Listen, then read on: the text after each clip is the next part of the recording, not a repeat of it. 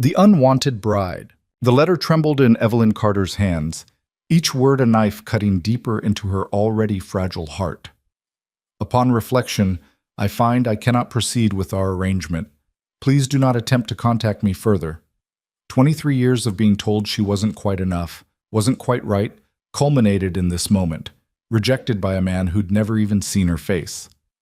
The Colorado Station platform stretched empty in both directions, and Evelyn sat frozen on a weathered bench, her single carpet bag at her feet, wondering if anywhere in this vast frontier there might be a place where someone actually wanted her. Before we begin Evelyn's journey from rejection to redemption, I invite you to stay with us until the very end of this story. If her courage touches your heart, please hit that like button and comment with your city so I can see how far her story travels across this beautiful country of ours. The autumn wind swept across the Colorado Plateau with the kind of sharp bite that promised winter wasn't far behind. Evelyn pulled her thin shawl tighter, the fabric offering little protection against either the cold or the hollow ache that had settled in her chest. Around her, the small station bustled with purposeful movement, families reuniting, merchants loading wagons, cowboys heading toward destinations known only to them. Everyone belonged somewhere, was going somewhere, was wanted by someone. Everyone except her. She read the letter again, though she'd already memorized every cruel word. The paper was fine quality, the handwriting educated and precise.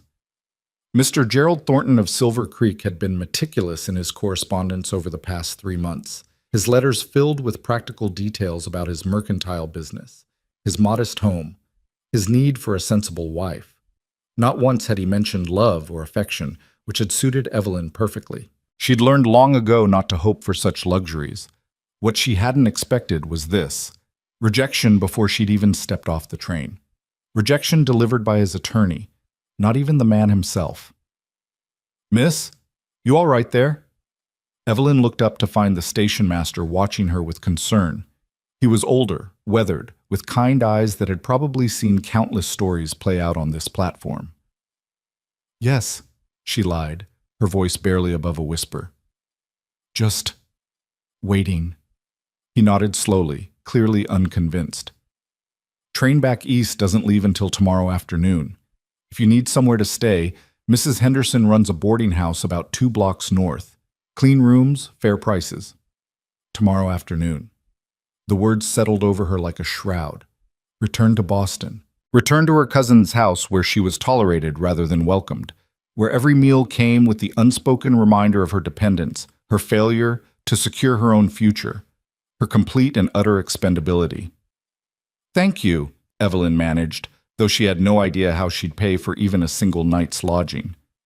The money Mr. Thornton had sent for her journey was nearly depleted, and her pride, that stubborn, foolish thing, prevented her from wiring her cousin for help. The station master tipped his hat and moved on, leaving Evelyn alone with her thoughts and her shame. She'd been so careful in her letters to Mr. Thornton. She'd been honest about her circumstances, orphaned at 12, raised by distant relatives who viewed her as an obligation, educated enough to be useful but not so accomplished as to threaten. She'd described herself accurately, plain-featured, practical, healthy, capable of managing a household. She'd asked for nothing beyond basic security and had offered diligent work in return. Apparently even that modest proposal had been too much. "That's a very sad face." Evelyn startled at the small voice. A little girl stood before her, perhaps 7 years old, with wild dark curls escaping from beneath a worn hat and eyes the color of mountain lakes in summer. Her dress was clean but much mended, and she clutched a rag doll with fierce affection. "I'm sorry," Evelyn said, attempting a smile. "I didn't mean to look sad." "But you are sad," the child said, with the brutal honesty unique to the young. "I can tell. When Papa's sad, he gets that same look, like he's seen something far away that hurts to remember." Something about the girl's directness pierced through Evelyn's careful composure. "I suppose I am a bit sad, but I'll be all right." The girl tilted her head, considering this. "That's what Papa always says too, but sometimes I think grown-ups lie about being all right, because they think it's better than telling the truth." She climbed onto the bench beside Evelyn without invitation, settling her doll in her lap. "I'm Maggie, Maggie Hale. What's your name?" "Evelyn?" Evelyn Carter. That's a pretty name, much prettier than mine. Maggie sounds like an old mule. Despite everything, Evelyn felt a genuine smile tug at her lips. I think Maggie is a lovely name, strong and honest. The girl beamed at this. Are you waiting for someone? Papa and I just delivered supplies to town. He's over at the freight office arguing about prices again. He always argues about prices, but Mr. Peterson always wins because Papa's not very good at arguing. I'm not waiting for anyone, Evelyn said quietly. Not anymore. Maggie's bright expression dimmed with understanding beyond her years. Oh, someone was supposed to come, but they didn't? Something like that. They sat in companionable silence for a moment, watching a wagon loaded with lumber rumble past.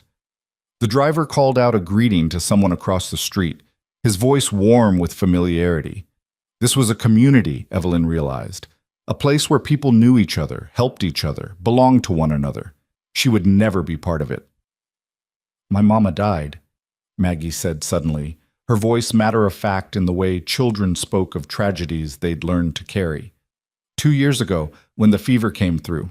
Lots of people died that winter, but Mama dying was the worst because she was ours, you know? Papa says she was the heart of our house, and without a heart, things just don't work right.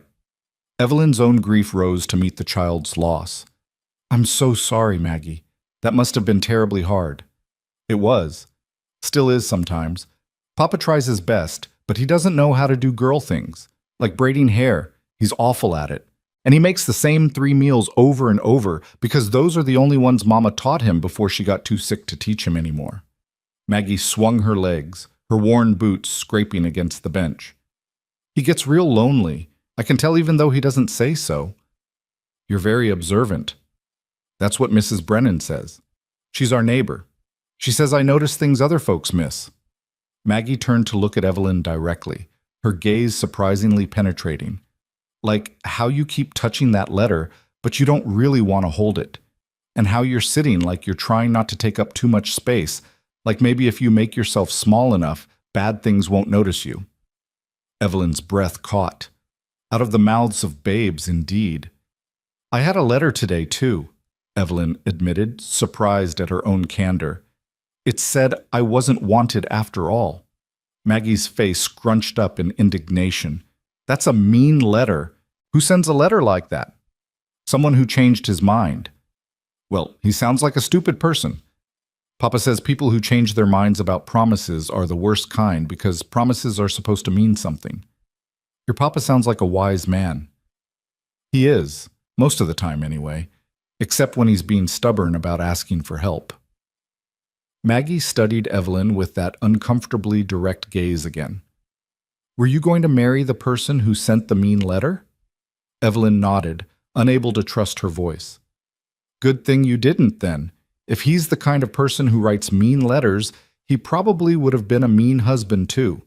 Mama always said you can tell what kind of person someone is by how they treat people when they don't have to be nice. Sounds like this man didn't even try to be nice. The simple logic was oddly comforting.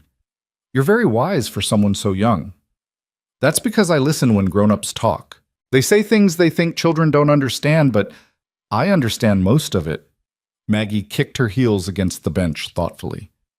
So what are you going to do now? It was the question Evelyn had been avoiding since opening that letter. I suppose I'll return home. Where's home? Boston, with my cousin and her family. Do they love you there? The question, asked with such innocent directness, hit harder than any amount of adult sympathy could have. Evelyn found she couldn't lie to those clear, curious eyes. No, she said softly. They tolerate me because family duty requires it, but they don't love me. Maggie's face fell. That's the saddest thing I've heard in a long time. Everybody should have somebody who loves them. Even our barn cats have each other. Before Evelyn could respond, a man's voice called across the platform. Maggie, what have I told you about wandering off? Evelyn looked up to see a tall figure striding toward them, and her first thought was that he looked exactly like what she imagined when someone said the word cowboy. He was lean and rangy, with shoulders broadened by hard work and hands that showed the calluses of constant labor. Dark hair touched with early silver at the temples, a face weathered by sun and wind, and eyes that held both weariness and warmth as they fixed on the little girl. "I didn't wander, Papa. I'm right here. I was just talking to Miss Evelyn because she looked sad, and it's not right to let people be sad all alone." The man, Maggie's father, reached the bench and his expression softened slightly as he looked at his daughter. "We've talked about bothering strangers, Magpie. She's not a stranger anymore. She's Miss Evelyn Carter from Boston, and someone sent her a mean letter saying she wasn't wanted, and now she has to go back to cousins who don't love her, which is just about the worst thing I can think of." Maggie delivered this summary with the confidence of someone reporting undeniable facts. Evelyn felt her face flush hot with embarrassment as the man's attention shifted fully to her. His eyes were gray, she noticed, the color of storm clouds gathering over mountains, and they held a sharp intelligence that made her feel suddenly exposed. "Maggie," he said quietly, "that's private business." "But it's not fair, Papa. Miss Evelyn came all this way to marry someone, and he didn't even have the decency to tell her himself that he changed his mind. He sent a lawyer letter. That's just cowardly." The man's jaw tightened almost imperceptibly. "I apologize for my daughter's directness. She means well, but she hasn't quite mastered the concept of discretion." "It's all right," Evelyn said, though her voice shook slightly. "She was very kind to keep me company." He studied her for a long moment, and Evelyn had the unsettling sensation of being carefully assessed. Not judged precisely, but evaluated with the practiced eye of someone used to making quick determinations about people and situations. "Thomas Hale," he said finally, offering his hand. "And you've already met my daughter, apparently." His handshake was firm and warm, his palm rough with work. "Evelyn Carter. I'm sorry we met under such irregular circumstances. You were meant to marry Gerald Thornton." It wasn't a question, and Evelyn felt a fresh wave of humiliation wash over her. "You know him?" "Know of him. Runs the mercantile in Silver Creek." Thomas's expression hardened. "He's a particular man, fastidious about appearance and reputation." The unspoken words hung heavy in the air. "And you weren't what he expected." Evelyn lifted her chin slightly, summoning what remained of her dignity.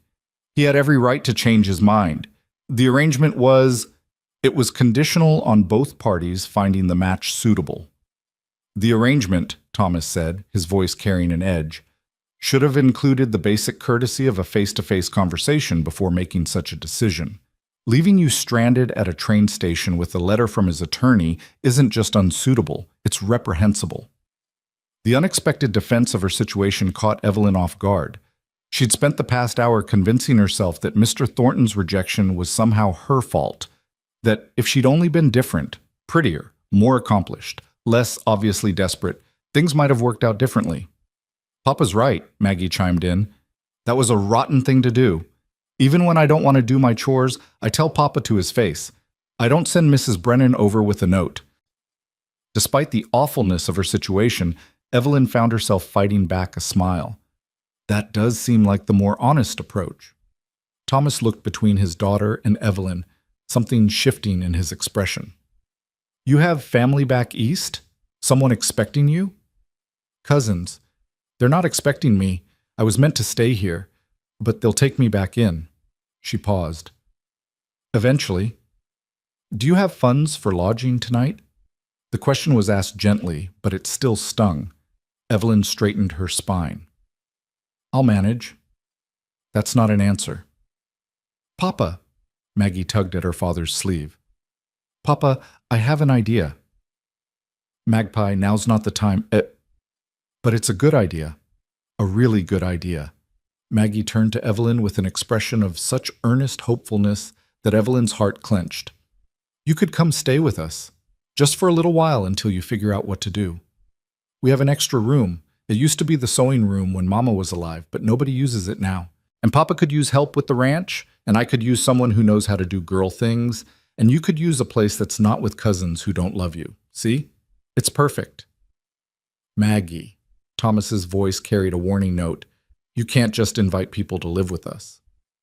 "Why not? You're always saying we could use an extra pair of hands, especially now that the winter work is coming. And Miss Evelyn needs somewhere to go. It's just sensible, Papa. Sensible like you're always telling me to be. Evelyn stood quickly, her face burning. I couldn't possibly impose. It's not imposing if we invite you, Maggie insisted. That's what invitations are for. Thomas ran a hand through his hair, a gesture that spoke of a man frequently outmaneuvered by his own daughter. Maggie, we don't know Miss Carter. She doesn't know us. We can't just what? Be kind? You said Mama always believed in helping people who needed help. You said that was one of the most important things about her, that she saw people who were hurting and she did something about it instead of just feeling sorry for them. The words hit their mark. Thomas's expression shifted through several emotions: grief, resignation, and something that might have been pride in his too wise daughter. That's not fair, Magpie. It's not unfair either. It's just true. They stood in an oddly suspended moment, the three of them, while the life of the station continued around them. Evelyn knew she should politely decline, should gather what remained of her dignity and find that boarding house the station master had mentioned. But something in Maggie's hopeful face and Thomas's conflicted expression held her frozen. I don't need charity, Evelyn said quietly. I may not have much, but I have my pride. It wouldn't be charity, Thomas said slowly, as if the words were forming even as he spoke them. The ranch is a lot for one man to handle, especially heading into winter. And Maggie's right that she needs what I can't give her. Female guidance, proper teaching in things I don't know how to teach. You want to hire me? I'm suggesting an arrangement, room and board in exchange for help with the house and the child. Nothing permanent, just until you've had time to make proper plans. He paused, then added with careful emphasis, plans that you choose, not ones forced on you by circumstance. It was the last phrase that did it. Plans that she chose. When had Evelyn Carter ever been allowed to choose anything for herself? I don't want you to feel obligated, she said, even as hope began to flicker dangerously in her chest. Your daughter is kind, but kindness isn't reason enough for such an offer. Thomas glanced at Maggie, then back at Evelyn.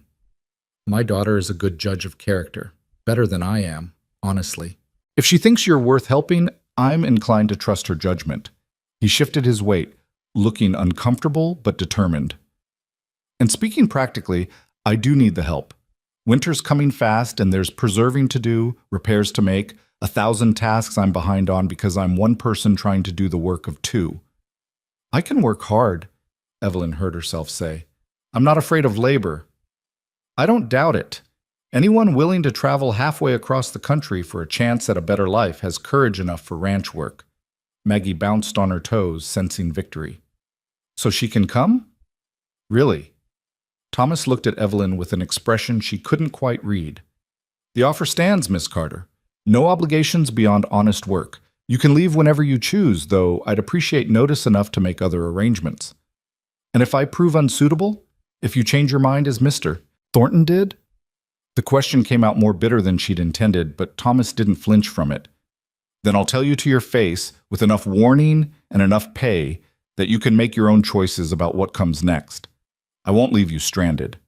His gray eyes held hers steadily. You have my word on that. It was the steadiness that convinced her. That, and the small hand that slipped into hers as Maggie looked up with such transparent hope that Evelyn couldn't bear to crush it. All right, she said softly. I accept. With gratitude. Maggie let out a whoop of joy that turned heads across the platform. Thomas allowed himself a small smile, though his eyes remained serious as he picked up Evelyn's carpet bag.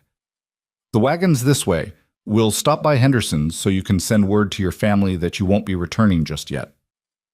As they walked across the platform, Evelyn caught sight of her reflection in the station window. She looked the same as she had an hour ago, plain, unremarkable, easy to overlook. But something felt different. For the first time in longer than she could remember, she was walking towards something instead of away from something. It wasn't much. It might not last. But it was hers, chosen freely in a moment when she'd thought all choices had been stripped away. The hail wagon was sturdy but worn, its bed filled with various supplies and tools. Thomas helped her up to the bench seat with the same quiet courtesy he'd shown throughout their conversation, then lifted Maggie up after her before climbing up himself and taking the reins. As they rolled away from the station, Evelyn allowed herself one glance back at the platform where her life had seemed to end just an hour before. Then she turned her face forward toward the mountains rising in the distance and the unknown future that waited somewhere beyond them. Beside her, Maggie chattered happily about the ranch and the animals and the room that would be Evelyn's. Thomas drove in silence, his attention on the horses and the rutted road that led out of town. But once, Evelyn caught him looking at her with an expression of cautious curiosity, as if he too was wondering what he'd set in motion with his impulsive offer. The boarding house was exactly as the station master had described: clean, modest, respectable. Mrs. Henderson, a round woman with shrewd eyes and a kind mouth, accepted Thomas's explanation that Miss Carter would be staying at the Hale Ranch without visible judgment, though Evelyn saw the speculative look the woman gave her. "You'll be safe enough there," Mrs. Henderson said, as she provided paper and pen for Evelyn's telegram. "Thomas Hale's a good man. Lost his wife tragic young, but he's raised that little girl right. Works hard, keeps his word, doesn't drink or gamble or carry on. You could do worse for an employer." "I'm very fortunate," Evelyn said, and meant it. The telegram to her cousins was brief. "Plans changed. Have secured employment in Colorado. Will write with details. Evelyn." She paid for it with coins that left her purse nearly empty and tried not to think about how tenuous her situation really was. Back in the wagon, the town fell away behind them as they headed into open country. The landscape was unlike anything Evelyn had ever seen, vast and austere, with mountains that seemed to scrape the sky and plains that stretched endlessly in all directions. It was beautiful in a stark, unforgiving way that made Boston's tame parks and manicured gardens seem like pale imitations of nature.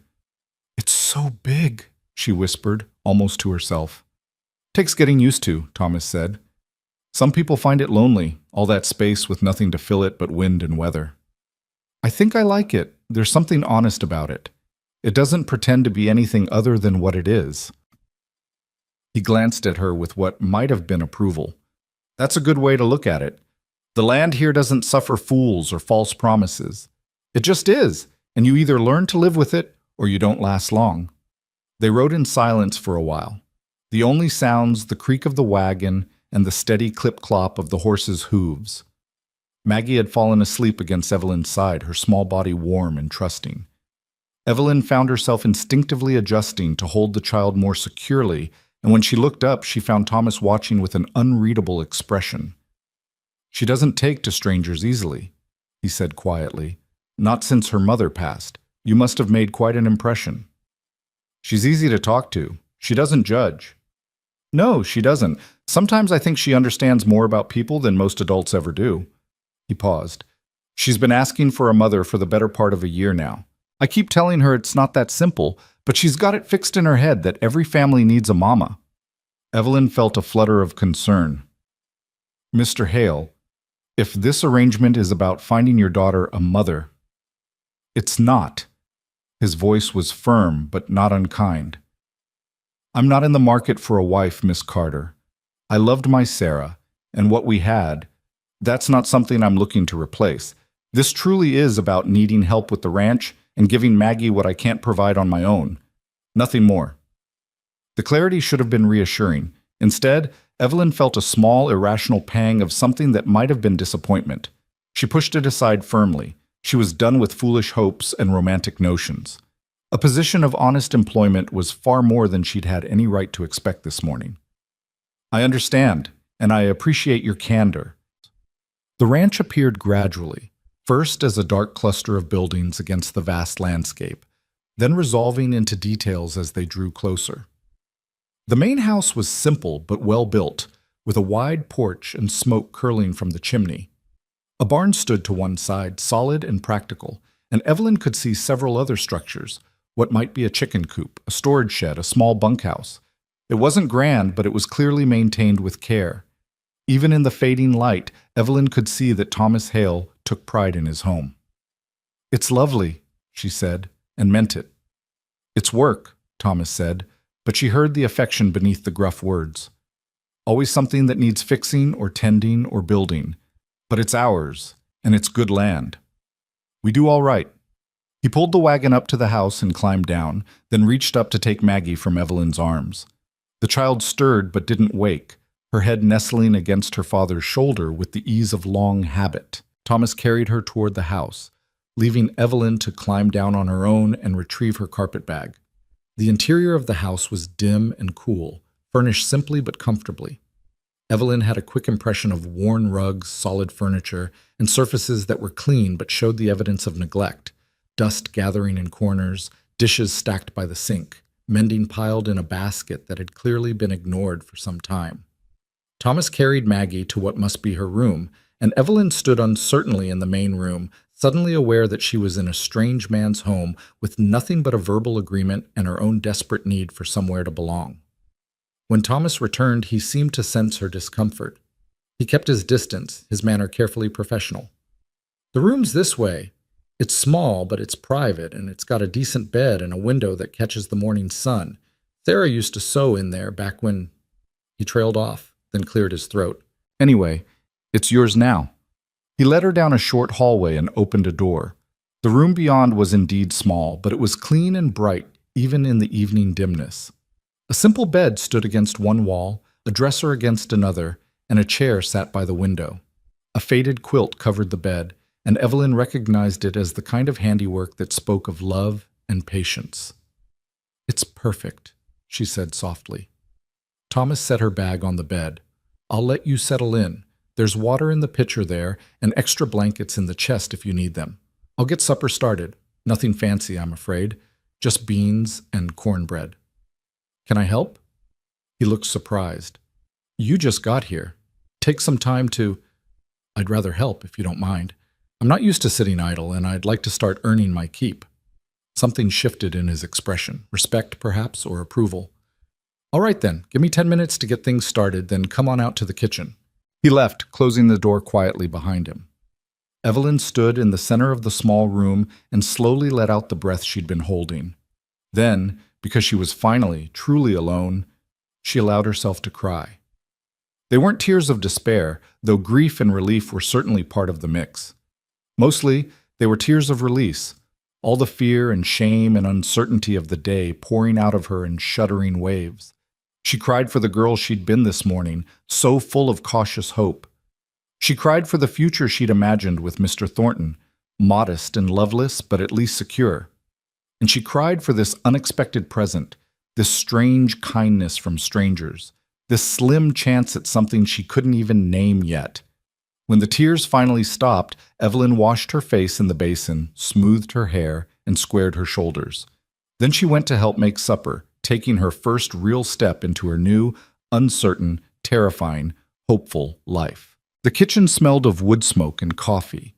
Simple and honest scents that somehow made Evelyn's chest tighten with unexpected emotion. Thomas stood at the stove, his back to her, as he stirred something in a heavy iron pot.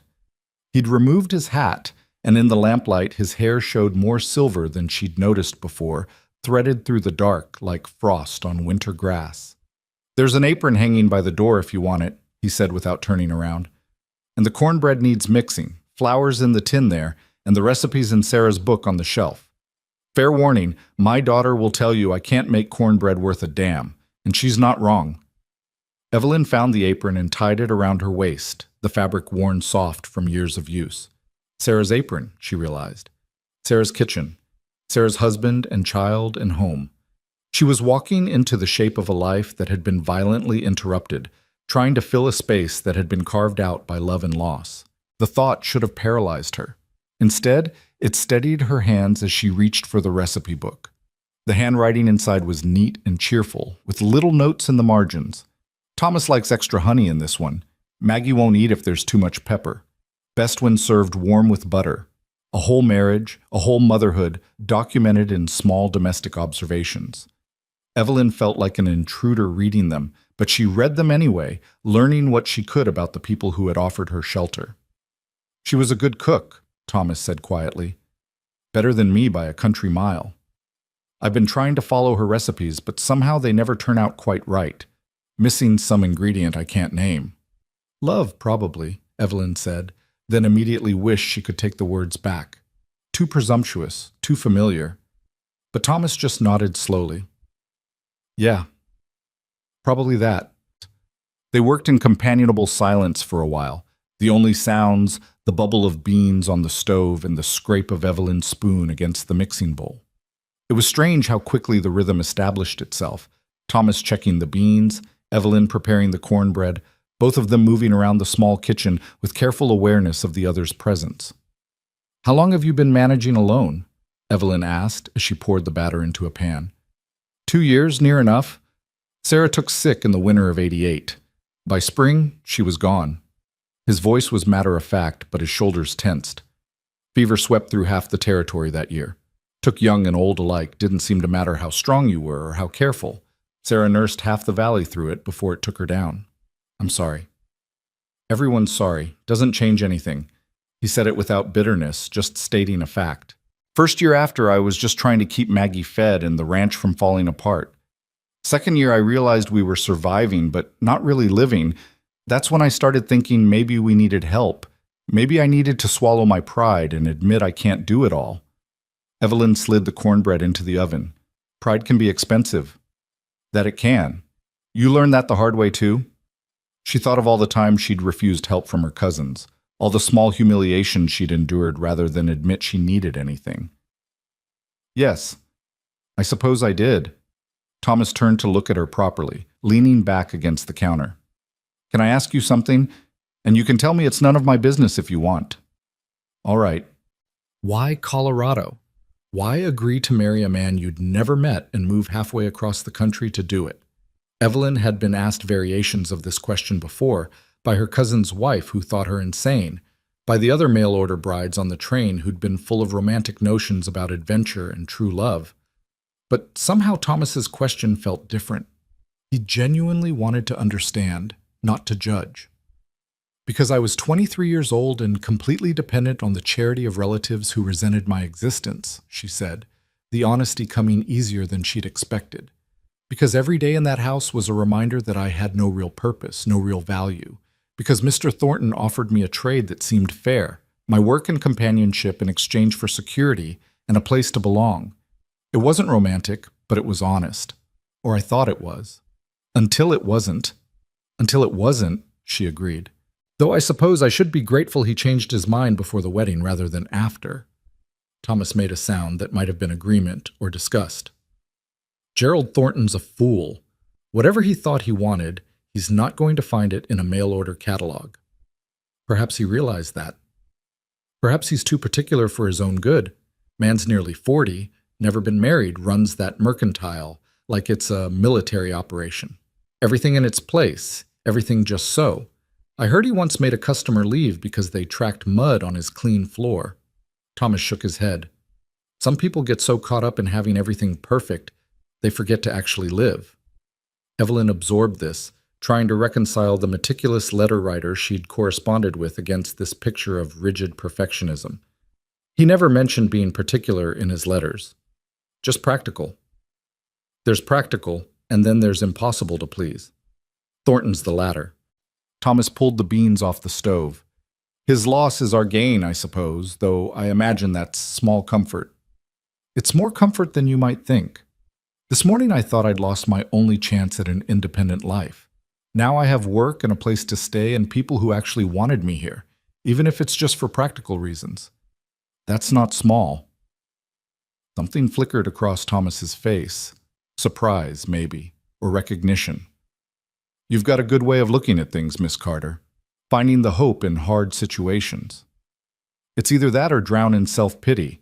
I've tried both. Hope's harder, but more useful. A small sound from the doorway made them both turn. Maggie stood there in her nightgown, rubbing sleep from her eyes and looking uncertain in a way she hadn't at the train station. I thought maybe I dreamed it, she said softly.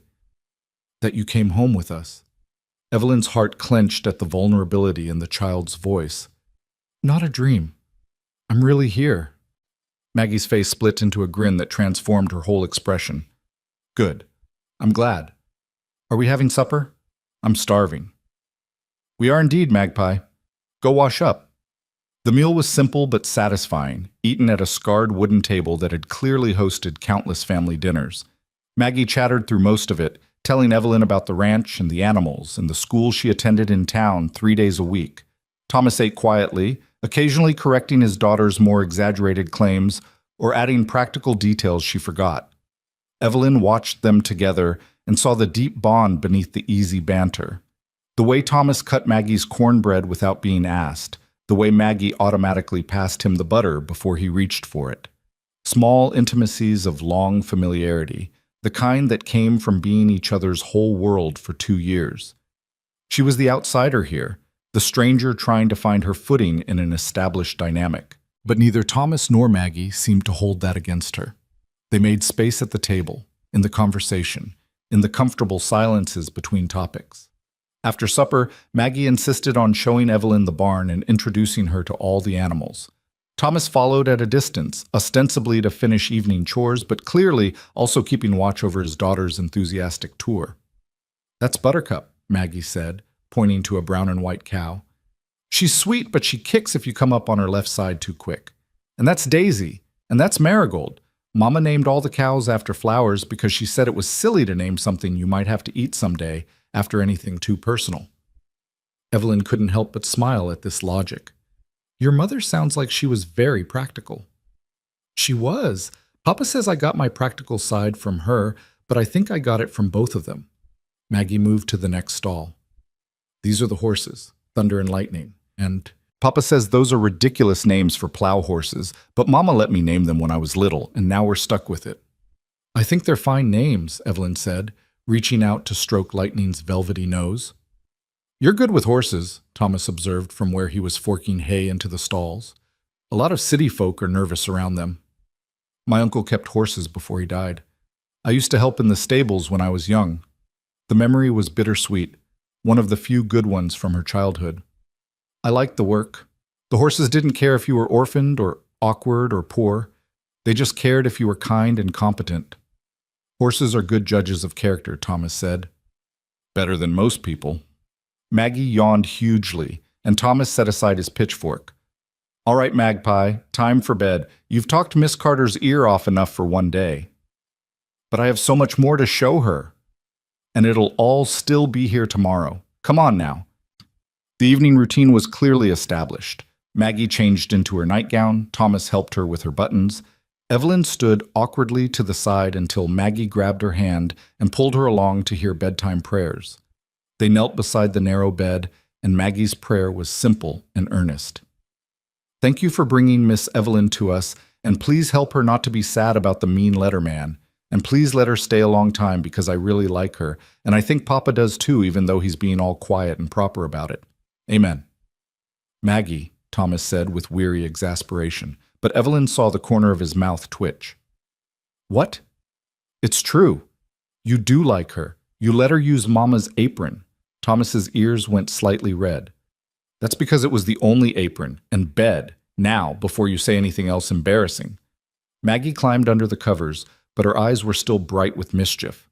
"Will you tell me a story, Miss Evelyn? Papa's stories are all about cows and weather and crops, which are very boring."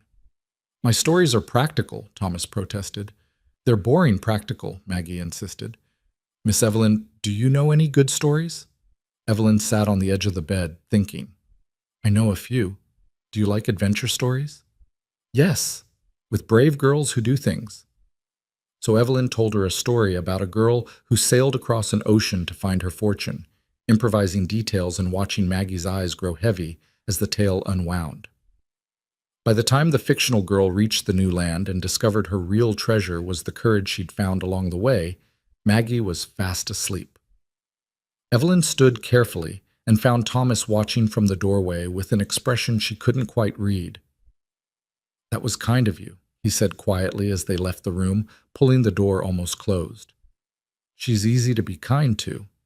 They stood in the hallway, suddenly awkward now that Maggie's chatter wasn't there to fill the silence.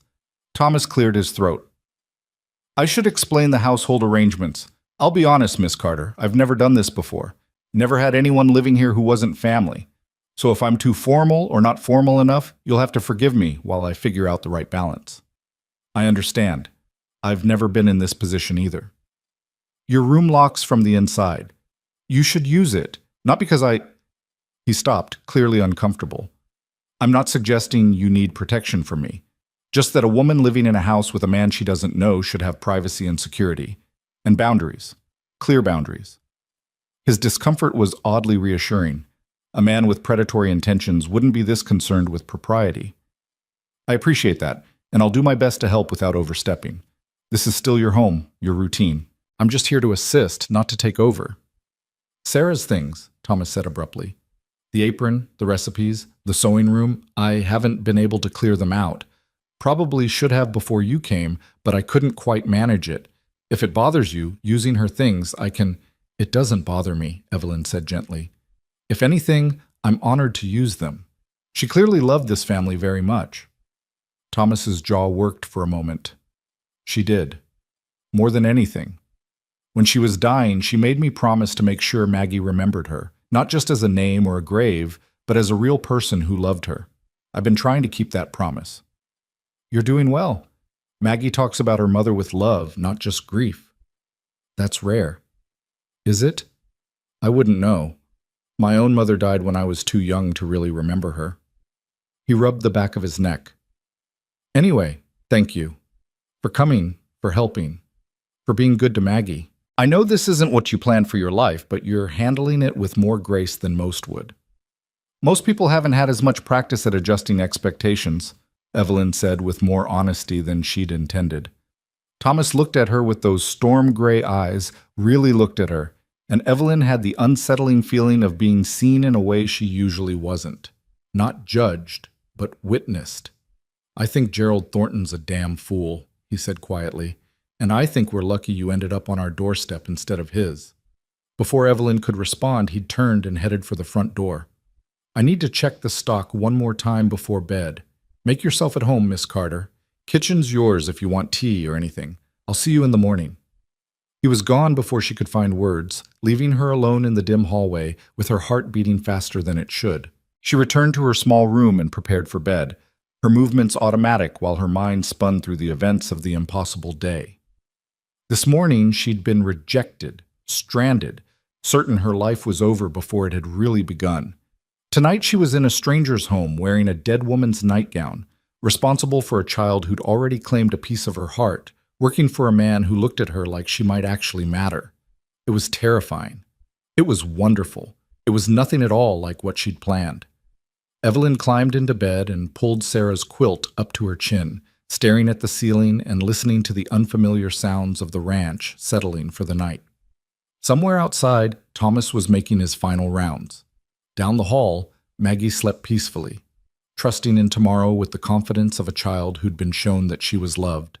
And here, in this small room that smelled faintly of lavender and dust, Evelyn Carter lay awake, wondering if maybe, just maybe, being unwanted by Gerald Thornton was the best thing that had ever happened to her.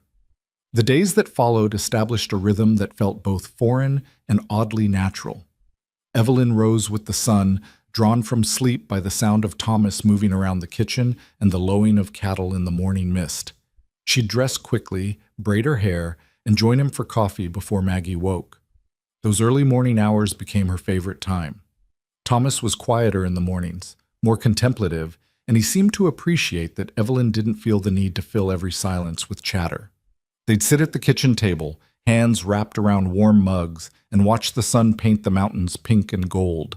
Sometimes he'd mention tasks that needed doing, preserving vegetables from the garden, mending harnesses, cleaning the chicken coop. Sometimes he'd just comment on the weather or the livestock or nothing at all. Evelyn found herself learning to read his silences, understanding that the set of his shoulders meant he was worried about money, that the way he stared into his coffee meant he was thinking about Sarah, that the slight softening around his eyes meant he was pleased about something even if he didn't say so. You don't talk much in the mornings, she observed one day, about a week into her stay. Neither do you. I appreciate it. Most people seem to think silence is uncomfortable, something to be filled. Thomas looked at her over the rim of his mug. Most people are afraid of their own thoughts. Silence makes them confront things they'd rather avoid. And you're not afraid. Didn't say that, but I've learned you can't outrun your thoughts. Might as well sit with them, uncomfortable or not. It was the most philosophical thing she'd heard him say, and it gave her a glimpse of the man beneath the practical rancher, someone who thought deeply, felt deeply, but kept it carefully contained. Maggie would tumble into the kitchen around then, still sleepy but determined to help with breakfast. She'd taken to shadowing Evelyn constantly, chattering away about everything and nothing while Evelyn taught her how to make biscuits or darn socks or feed the chickens properly. "You're good with her," Thomas said one afternoon, watching from the barn door as Evelyn showed Maggie how to groom the horses. "Patient. Sarah was like that too, never got frustrated even when Maggie asked the same question 17 times. She's bright. She just wants to understand how things work. She wants to understand everything. It's exhausting sometimes." But he said it with such obvious affection that Evelyn smiled. Better than a child who doesn't care about anything. True enough. He joined them in the barn, and together they worked through the afternoon chores. Evelyn was learning the rhythms of ranch life, the constant cycle of feeding and mucking and mending, the way everything depended on everything else, the 1,000 small tasks that kept the whole enterprise running. It was hard work, harder than anything she'd done in Boston, but she found she didn't mind. There was something satisfying about ending each day with tangible evidence of what you'd accomplished. Clean stalls, fed animals, preserved vegetables lined up in neat rows, mended clothes folded and put away. "You're not afraid of work," Thomas said one evening as they finished repairing a section of fence. "I half expected you to last 3 days before deciding this wasn't what you'd signed up for." "I didn't sign up for anything," Evelyn reminded him. "This was your daughter's impulsive invitation and your reluctant acceptance of it." "Fair point, but you could have declined, could have found somewhere else to go." "I could have, but I didn't want to." He studied her in that direct way he had, as if trying to understand something that puzzled him. "Why not?" Evelyn considered the question seriously. "Because in Boston, I was useful but not valued. Here I feel like I'm both. Your daughter genuinely wants me around, not because I'm obligated to be there, but because she enjoys my company. You need my help, which means my contribution matters. That's not something I've had before." Thomas nodded slowly. "I can understand that. Feeling like you matter. You matter to Maggie. Surely you know that. I'm her father. I'm supposed to matter to her. That's different from choosing to value someone because of who they are, not what they're obligated to be to you." It was remarkably similar to what Evelyn herself had said, and the parallel hung between them, acknowledged but not examined too closely. The second Sunday after Evelyn's arrival, Thomas announced they'd be going to town for church. Evelyn's stomach knotted at the thought. She'd be introduced to the community as the Hale family's hired help, the woman who'd come to marry Gerald Thornton and ended up working for his competitor's widow instead.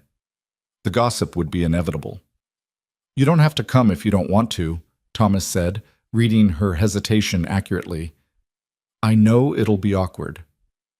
"Will it be worse for you if I stay home? People assuming things?" "People will assume things regardless. They always do." He shrugged. "But I'd rather they assume things based on the truth than on absence. You're working for me honorably. Nothing to hide." So Evelyn wore her best dress, which was still plain and slightly worn, and climbed into the wagon with Maggie bouncing excitedly beside her. The church was a simple white building on the edge of town, and as they approached, Evelyn saw curious faces turning their direction. The whispers started immediately. She heard fragments as they walked toward the entrance. "That's her. Poor thing. Wonder what she did wrong. Thornton must have had good reason." Thomas's hand landed gently on her elbow, his touch brief but steadying. "Hold your head up, Miss Carter. You've got nothing to be ashamed of." So she lifted her chin and walked into that church like she had every right to be there, which she supposed she did.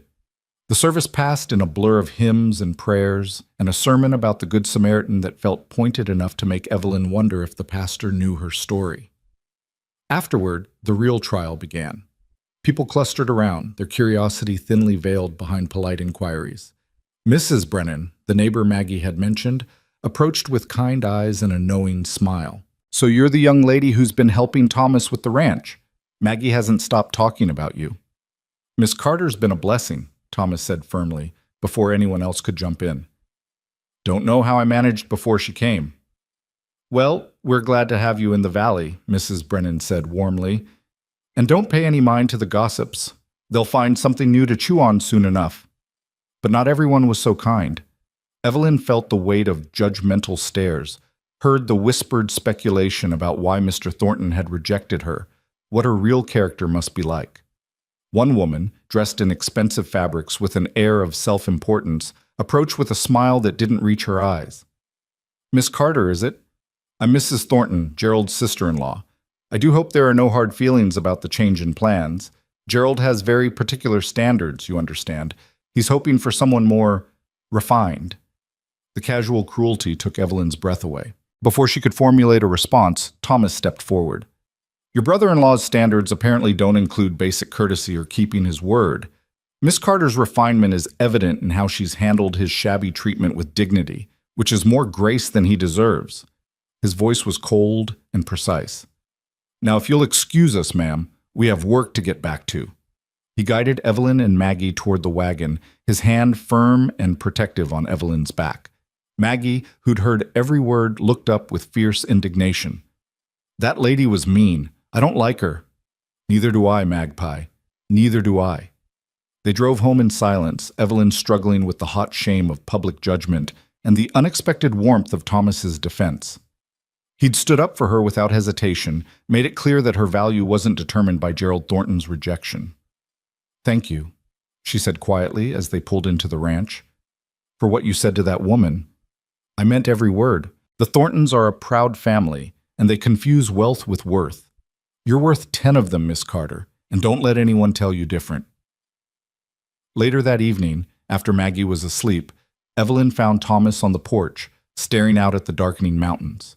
She joined him, wrapping a shawl around her shoulders against the cooling air. "I've been thinking about what Mrs. Thornton said," she began. "Don't. She's not worth your thoughts." "Maybe not, but she made me realize something." Evelyn took a breath.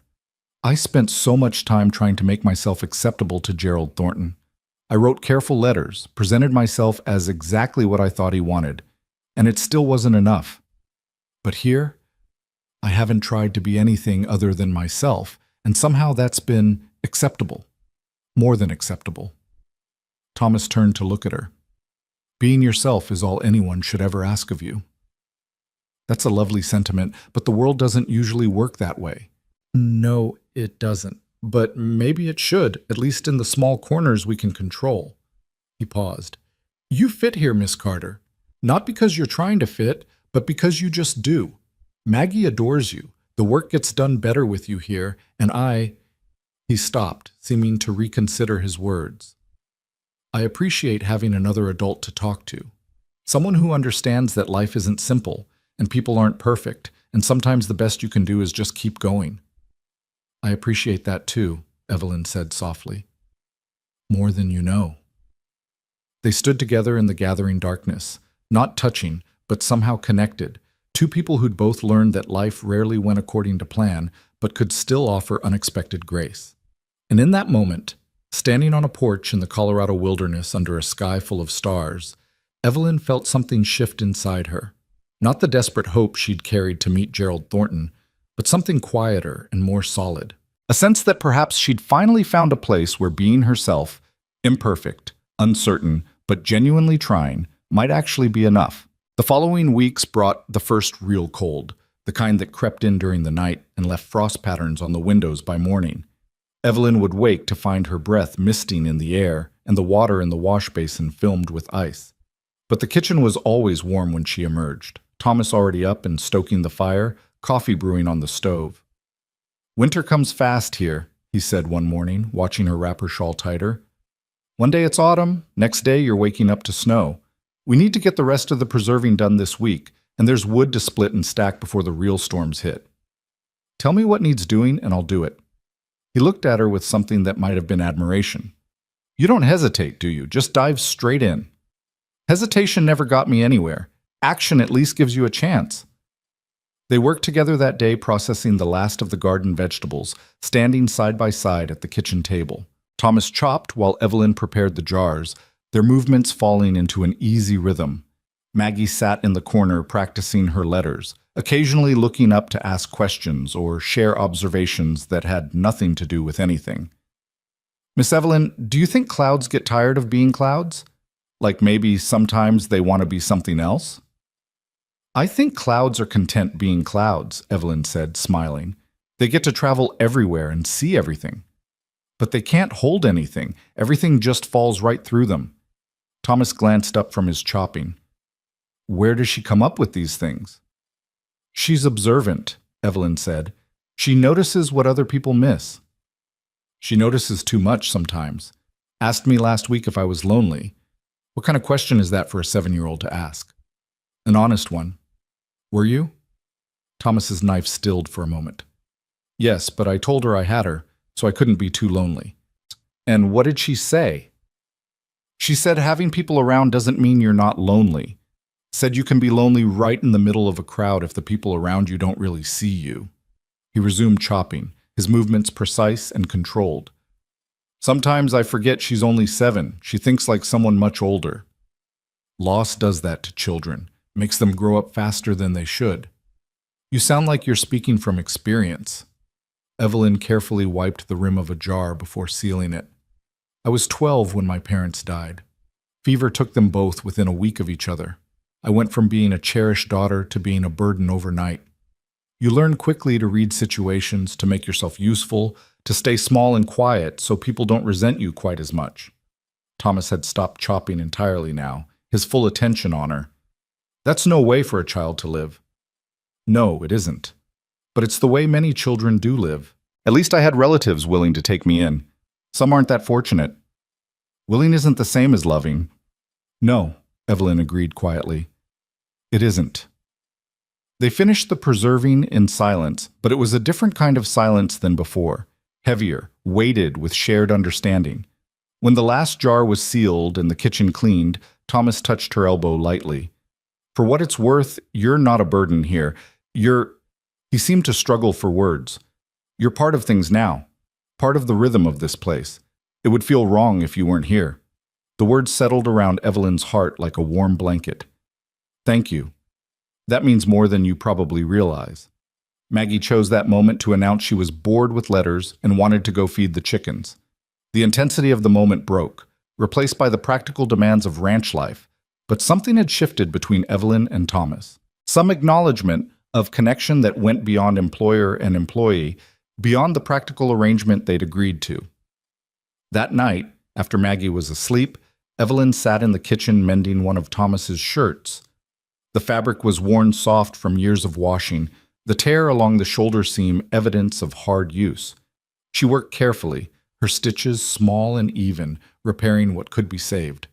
Thomas came in from his evening check of the stock, bringing cold air and the scent of hay with him. He poured himself coffee and sat across from her, watching her hands move. You don't have to do that. I can manage my own mending.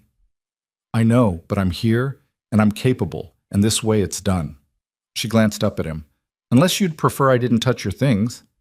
No, He rubbed his jaw, looking uncomfortable. I'm not used to being taken care of. It feels strange. Good strange or bad strange? Jury's still out, but there was warmth in his eyes that suggested he knew the answer already. They fell into comfortable quiet, the only sounds the crackle of the fire and the whisper of needle through cloth.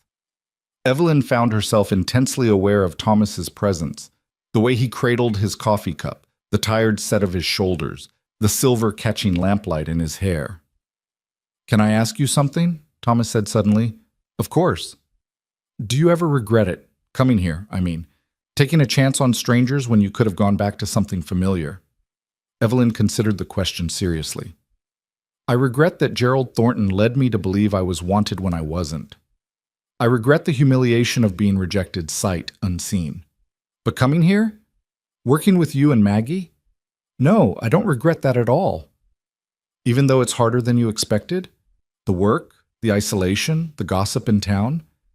The work is honest and the isolation is peaceful. As for the gossip, I've been gossiped about my whole life. At least here I know what I'm being judged for. She tied off her thread and cut it cleanly. Besides, I'd rather be here doing hard work that matters than in Boston, being decorative and useless.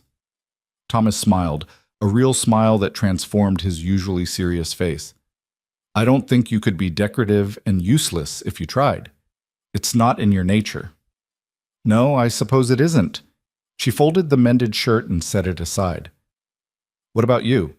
Do you regret letting Maggie talk you into this arrangement? I regret that I needed help at all, that I couldn't manage on my own. He paused. But I don't regret you being here. You're good for Maggie, good for the ranch, and if I'm being honest, good for me too. It's nice to have adult conversation that isn't about cattle prices or weather patterns. You have neighbors. Mrs. Brennan seems friendly. Mrs. Brennan is wonderful, but she's also got her own family and concerns. And the other ranchers, well, we help each other when needed, but we're not exactly the philosophical conversation type. He looked at her directly. You're different. You think about things. You notice things. You're easy to talk to. Evelyn felt warmth spread through her chest. You're easy to talk to as well. You listen more than you speak, which makes your words carry more weight when you do share them. Sarah used to say I was too quiet, that I kept everything bottled up inside until it festered. Were you too quiet with her? Probably. I'm not good at talking about feelings, never have been. He stared into his coffee. I think that's why her death hit me so hard. All the things I never said, never expressed, and then she was gone and it was too late. Evelyn's heart ached for him. I'm sure she knew you loved her. Knowing and hearing are different things. She deserved to hear it more than she did. He set down his cup with deliberate care. I'm trying to be better about that. With Maggie, especially. Making sure she knows she's loved, not just assuming she'll figure it out. She knows. Anyone can see that when they watch you together. I hope so. God, I hope so. He looked up at Evelyn, his gray eyes shadowed with old grief and new concern. I don't want her growing up feeling like you did, like she's only tolerated, only valued for what she can do rather than who she is. She won't. You're too aware of that danger, which means you'll protect her from it. They sat in silence for a while longer, the intimacy of the late hour and the quiet house wrapping around them. Evelyn realized with some surprise that she was completely comfortable here, sitting with this man who'd been a stranger just weeks ago. There was no pressure to perform or impress, no anxiety about saying the wrong thing or being judged for her thoughts. I should let you get to bed, Thomas said eventually. Tomorrow's going to be a long day. That fence in the south pasture won't repair itself. I can help with that. It's rough work, cold work. I'm not afraid of either. He smiled again, that rare expression that made something flutter in Evelyn's chest. No, you're not. All right then, we'll tackle it together. The fence repair took most of the next day, and Thomas was right. It was rough, cold work. The wind bit through Evelyn's coat, and her fingers went numb despite her gloves, but she worked alongside Thomas without complaint, holding posts steady while he drove them in, stretching wire while he secured it. You're tougher than you look, he said at one point, pausing to catch his breath. I'll take that as a compliment. It is one. Plenty of ranch-born women wouldn't work this hard in this cold. You're city-raised, and you're out here working like you've done it all your life. Necessity is a good teacher, and stubbornness helps. He laughed, the sound surprising in its warmth. That it does. They finished as the sun was setting, painting the snow-dusted mountains in shades of rose and gold. Evelyn stood for a moment just looking, struck by the wild beauty of the landscape. In Boston, beauty was cultivated and controlled, manicured gardens and carefully designed parks. Here, beauty was raw and untamed, indifferent to human preference. It never gets old, Thomas said quietly, coming to stand beside her. Watching the sun set over those mountains. Sarah and I used to stand right here, end of the day, and just watch. She said it was nature's way of reminding us that no matter how hard the day was, there was still beauty in the world. She sounds like she was a wise woman. She was. Too wise to die so young, but I suppose wisdom doesn't protect you from fever any more than anything else does. Evelyn wanted to reach for his hand, to offer comfort through touch, but she wasn't sure if that would be welcome.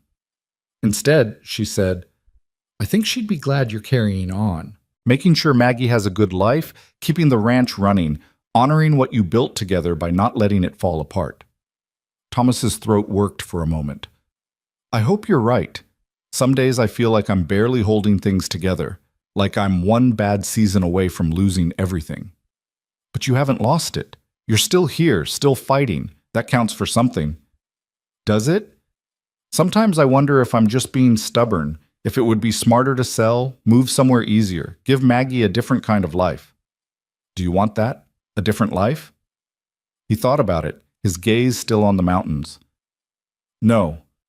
This land, this ranch, it's in my blood now. Sarah and I built something here, and I want Maggie to have it. Want her to know where she comes from, what her parents worked for. But wanting something and being able to keep it aren't always the same thing. You'll keep it, Evelyn said with conviction she didn't entirely understand. Because you're not alone anymore. Because Maggie needs you to. Because you're stronger than you think you are. He turned to look at her then, really look at her, and the intensity in his eyes made her breath catch. How do you do that? How do you manage to say exactly what someone needs to hear? I don't know that I do. I just say what I think is true. Well, your truth is... He stopped, seeming to reconsider his words. It's valuable, more than you probably realize. They walked back to the house together as darkness fell, their shoulders occasionally brushing with the easy familiarity of people who'd worked side by side all day. Inside, Maggie had attempted to start dinner and had created a cheerful disaster in the kitchen. I was trying to help, she said, looking slightly guilty at the flour dusting every surface. But the biscuits exploded. Biscuits don't explode, Magpie, Thomas said, but his tone was amused rather than angry. These ones did. They went all puffy and then they just sort of burst. Evelyn surveyed the damage and bit back a smile. Did you remember to add the baking powder? I added something. It was white and powdery. How much? A lot? Thomas and Evelyn exchanged looks, and then they were both laughing, the kind of helpless laughter that came from exhaustion and absurdity, and the simple joy of being alive despite everything. Maggie looked between them, bewildered at first, then joining in because her father's laughter was rare enough to be precious. They cleaned up the kitchen together, all three of them, and made a simple supper of soup and bread. After Maggie went to bed, Evelyn found herself once again sitting with Thomas in the quiet kitchen, but this time there was a different quality to the silence, something charged, expectant. Evelyn, Thomas said, using her first name for the first time. Can I be honest with you about something? Her heart rate picked up. Of course. When Maggie first suggested you come stay with us, I thought it was a terrible idea. A stranger in my house, in Sarah's space, disrupting the life we'd built. I agreed because I was desperate and because my daughter has a way of seeing things more clearly than I do. But I expected to regret it. Evelyn's chest tightened. And do you regret it? No, that's what I'm trying to say. He leaned forward, his elbows on the table. I don't regret it at all.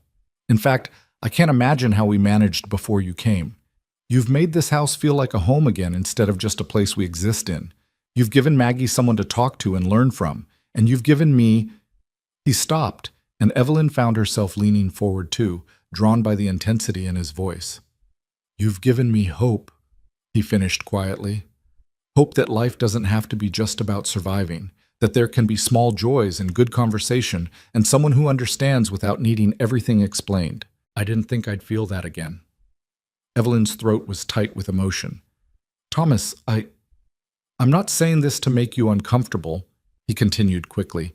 I know our arrangement is professional. I know you're here because you needed somewhere to go and I needed help.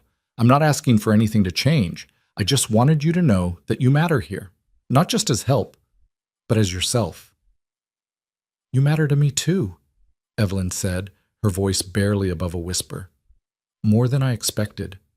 More than might be wise, given the circumstances. The confession hung between them, honest and dangerous. Thomas's eyes darkened, and for a moment Evelyn thought he might reach across the table, might close the distance between them, but he didn't. Instead, he stood abruptly. I should check the stock, make sure everything's secure for the night. It was an excuse, and they both knew it, but Evelyn didn't call him on it. Some things needed time to settle, to be examined in the privacy of one's own thoughts before they could be faced head-on. Of course. I'll see you in the morning. He left quickly, and Evelyn sat alone in the kitchen, her heart racing and her mind spinning. What was happening here? What was this growing connection between them? And more importantly, What should she do about it? The next few days brought a careful dance of proximity and distance. Thomas was unfailingly polite, but slightly more reserved, as if he'd frightened himself with his honesty and was trying to re-establish proper boundaries. Evelyn followed his lead, keeping things professional even as her awareness of him seemed to intensify with each passing hour. But Maggie, oblivious to the undercurrents, continued to bind them together with her innocent demands. She wanted Evelyn to teach her sewing, which meant sitting close together by lamplight while Thomas worked on ranch accounts nearby. She wanted family dinners where they all talked about their days. She wanted bedtime stories that both adults participated in, taking turns creating adventures for fictional characters. "You're like a real family," Maggie said one evening, her voice drowsy with approaching sleep.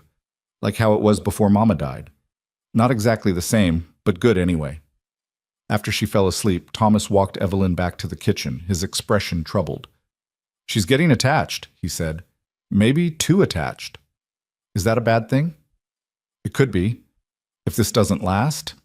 If you decide to leave, or if circumstances change." He ran a hand through his hair. "I don't want her heart broken again. She's already lost one mother." The words hit Evelyn like a physical blow. "I'm not trying to be her mother, Thomas. I know my place here." "Do you?" "Because I'm not sure I do anymore." He looked at her with something that might have been frustration or longing or both. "This was supposed to be simple, a business arrangement, but nothing about this feels simple anymore." "What do you want it to be?" Evelyn asked, her courage surprising her. "I don't know. That's the problem. I don't know what I want, and even if I did, I don't know if I have the right to want it. Sarah's only been gone 2 years. Is that long enough? Is there a proper mourning period before you're allowed to feel something for someone else? I think Sarah would want you to be happy. Wanting me happy and wanting me to replace her aren't the same thing." "I'm not trying to replace her," Evelyn said firmly. "I couldn't even if I wanted to. She was Maggie's mother, your wife. She built this life with you. I'm just—" She struggled for words. "I'm just here, trying to help, trying to be useful, trying not to hope for more than I have any right to hope for." Thomas closed his eyes briefly. "And what are you hoping for, Evelyn?" The question was almost unbearably intimate. Evelyn thought about lying, about deflecting, about protecting herself, but she was so tired of being careful, of hiding what she felt for fear of rejection. "I'm hoping," she said slowly, "that maybe being here could become more than temporary. That maybe I could build a real life here, with you and Maggie. Not as Sarah's replacement, but as myself. As someone who cares about both of you more than is probably sensible." Thomas's eyes opened, and the look in them made Evelyn's breath catch. "That's what I'm hoping for too, and it terrifies me." "Why?" "Because what if I'm wrong? What if this is just loneliness talking, or convenience, or desperation? What if I'm putting my needs ahead of what's right for Maggie? What if—" He stopped, swallowed hard. "What if I let myself care and then lose you too? I don't think I could survive that again." Evelyn stepped closer, drawn by his raw honesty. "Life doesn't come with guarantees, Thomas. We could both walk away right now and still lose everything tomorrow. A fever, an accident, any number of tragedies. We can't protect ourselves from loss by refusing to feel anything. I know that. Logically, I know that. But knowing and doing are different things." "Yes, they are." She reached out slowly, giving him time to pull away, and rested her hand on his arm. "So what do we do?" He looked down at her hand, then up at her face. "We take it slow. We're honest with each other. We protect Maggie as best we can, and we see where this goes without forcing it to be anything it's not ready to be. I can do that. Can you? Even if slow is really slow, even if I need time to figure out what I'm feeling and why." "I've waited my whole life to feel like I belong somewhere," Evelyn said softly. "I can wait a little longer to know if this is that place." Thomas lifted his hand and covered hers where it rested on his arm. His palm was warm and rough, his touch gentle despite the calluses. "You already belong here, Evelyn. The question isn't whether you have a place, it's what that place looks like." They stood like that for a long moment, connected by touch and understanding, the kitchen warm around them and the rest of the world very far away. Then Thomas squeezed her hand gently and stepped back. "We should get some sleep. Morning comes early." "It always does." But as Evelyn lay in bed that night, she found sleep elusive. Her mind kept returning to the conversation, to the careful admission of feeling, to the promise of possibility. Nothing was certain, nothing was guaranteed. But for the first time in her life, Evelyn felt like she was moving towards something rather than away from something. And that, she thought as she finally drifted off, made all the difference. The first snow came 3 days later, transforming the ranch into something from a fairy tale. Evelyn woke to an unfamiliar brightness filtering through her window and found the world outside blanketed in white, pristine, and silent. She dressed quickly and made her way to the kitchen, where Thomas was already layering on extra clothing. "Storm's coming," he said without preamble. "Real one, not just flurries. We need to get the livestock secured and extra feed moved closer to the barn. Could be days before we can get out there again." They worked through the morning in companionable efficiency, their earlier conversation creating a new awareness between them, but not awkwardness. If anything, the honesty had made things easier. They knew where they stood now, even if that place was uncertain and evolving. Maggie was thrilled by the snow, insisting on helping despite the cold. She chattered constantly as they worked, making up elaborate stories about snow fairies and winter magic, until even Thomas smiled at her imagination. "She gets that from Sarah," he said, as they hauled hay into the barn. "The storytelling, the make-believe. I'm too practical for that kind of thinking." "Maggie has both of you in her," Evelyn observed. "Your practicality keeps her grounded, but Sarah's imagination lets her fly. She's lucky to have gotten the best of both." Thomas paused, a bale of hay in his arms. "I never thought of it that way. I've been so worried about what she lost that I forgot to see what she still has." By early afternoon, the wind had picked up and the snow was falling in earnest. Thomas insisted they all stay inside, and Maggie celebrated by declaring it a perfect day for baking. She pulled out Sarah's recipe book with reverent care and flipped to a page marked with a faded ribbon. "Mama's sugar cookies," she announced. "She always made them on the first big snow. Said it made the house smell like Christmas, even when Christmas was months away."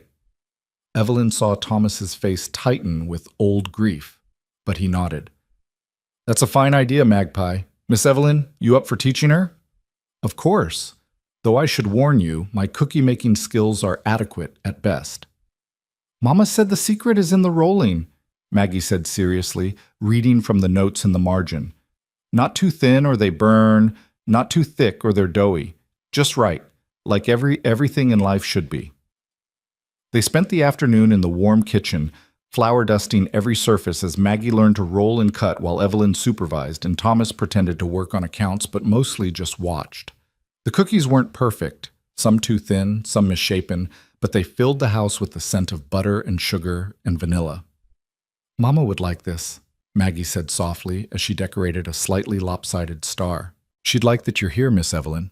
Teaching me things, making Papa smile more. He doesn't think I notice, but I do. He's different now. Better different." Evelyn's throat tightened. "I'm glad. But your Papa was always wonderful. He just needed help carrying the weight." "That's what families do, right? Help carry the weight?" The question was so innocent, so hopeful, that Evelyn had to turn away to hide the sudden tears in her eyes.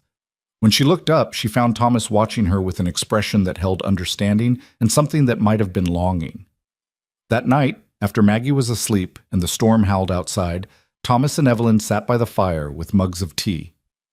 The wind rattled the windows and snow piled against the walls, but inside was warm and safe. "Days like this make you grateful for solid walls and a good roof," Thomas said. "And company. Sarah and I weathered plenty of storms like this, but they were never lonely. We'd sit just like this, talking or reading or just being together. After she died, the storms felt different, colder somehow, even when the fire was just as warm." "And now?" Evelyn asked gently. He looked at her over the rim of his cup. "Now it feels less cold. Having you here, having another person to share the silence with, it matters more than I can say. I'm glad I'm here too. Even with the storm, even with the cold, maybe especially because of them. They make the warmth mean more." Thomas was quiet for a moment, staring into the fire. "Evelyn, I need to tell you something about why Gerald Thornton rejected you." Evelyn felt her stomach clench. "You don't have to." "I do. Because you deserve to know it had nothing to do with your worth." He set down his cup and leaned forward. I heard from Mrs. Brennan, who heard from her sister, who heard from someone in Silver Creek. Thornton saw you at the station. He was there, watching from the mercantile across the street, and he decided you weren't what he wanted before you even stepped off the train. The words hit like a physical blow. He saw me? And sent his attorney with that letter anyway?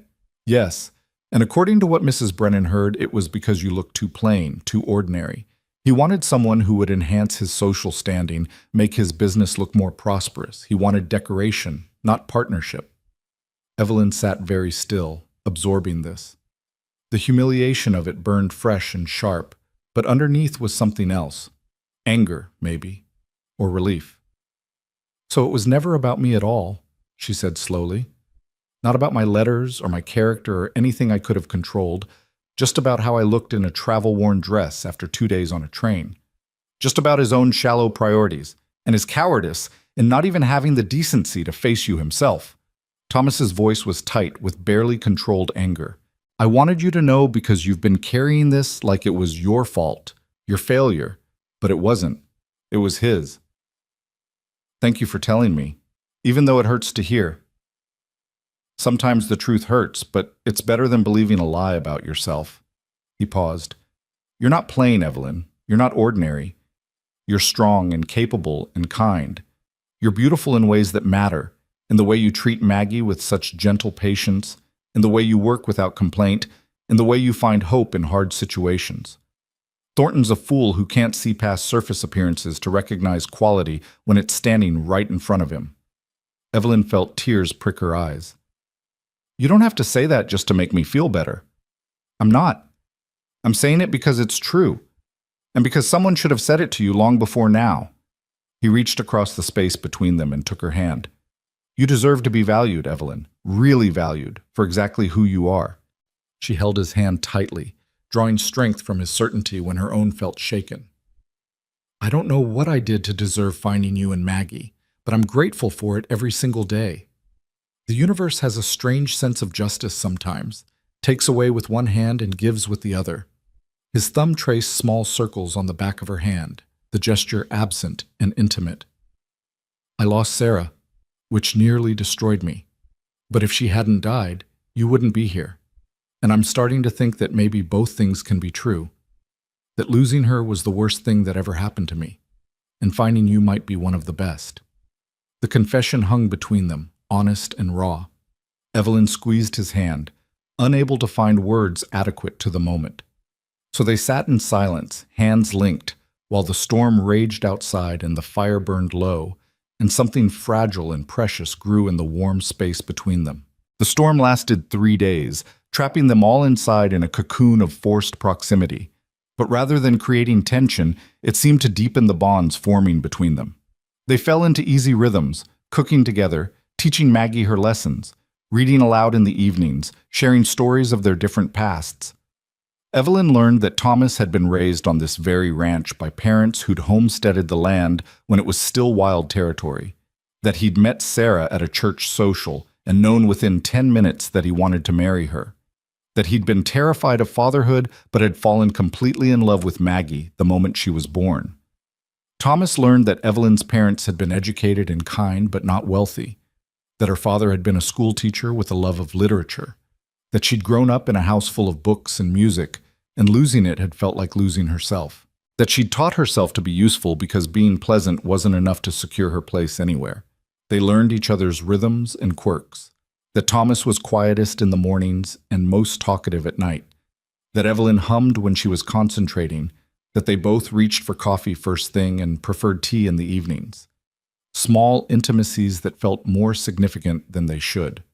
On the third night, as they were preparing for bed, Maggie asked a question that had clearly been building. Miss Evelyn, are you going to stay forever? The adults exchanged glances over her head. Thomas's expression was carefully neutral, but Evelyn could see the tension in his shoulders. Would you like me to stay? Evelyn asked carefully.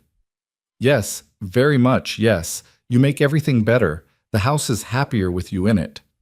Maggie twisted the edge of her nightgown. But I'm scared you'll leave. That something will happen and you'll go away like Mama did. Evelyn knelt down to Maggie's level. Your mama didn't choose to leave you, sweetheart. She got sick, and her body couldn't fight anymore. That's not the same as someone choosing to go. But you could choose to go, and then I'd be sad again. I don't have plans to leave, Evelyn said honestly. I'm very happy here with you and your papa, but I also can't promise that nothing will ever change, because life has a way of surprising us. What I can promise is that if anything does change, we'll talk about it honestly. I won't just disappear. Maggie seemed to consider this. Papa, do you want Miss Evelyn to stay? Thomas cleared his throat. Yes, Magpie, I do. Forever and ever? That's a long time, and a big decision. But if you could decide right now, would you want forever? Thomas looked at Evelyn, and she saw everything he couldn't say in front of his daughter written in his eyes. Yes, I think I would. Maggie beamed. Good, then that's settled. Miss Evelyn stays forever, and we're a family, and everyone's happy. Now can we have cocoa before bed? The adults laughed at her 7-year-old certainty that complicated adult situations could be solved so simply. But as they sat around the kitchen table drinking cocoa, Evelyn couldn't help but think that maybe children understood some things better than adults did. Maybe it really could be that simple if they let it be. After Maggie was asleep, Thomas walked Evelyn to her door, a nightly ritual that had developed over the past weeks. Usually they just exchanged good nights, but tonight Thomas lingered. She puts us on the spot sometimes, he said, asking questions that deserve careful answers but demanding them right now. She wants certainty, security. Can you blame her after everything she's lost? No, but I can't give her certainty when I don't have it myself. He leaned against the doorframe, his face shadowed in the dim light. What I said in there about wanting you to stay forever, I meant it, but meaning it and knowing how to make it happen are different things. What's stopping us? From making it real, I mean. Fear, mostly. Fear of making a mistake, fear of dishonoring Sarah's memory, fear of letting Maggie get hurt if this doesn't work out. He paused. And fear of my own feelings, of caring too much too fast and losing perspective. Evelyn took a small step closer. I'm afraid too.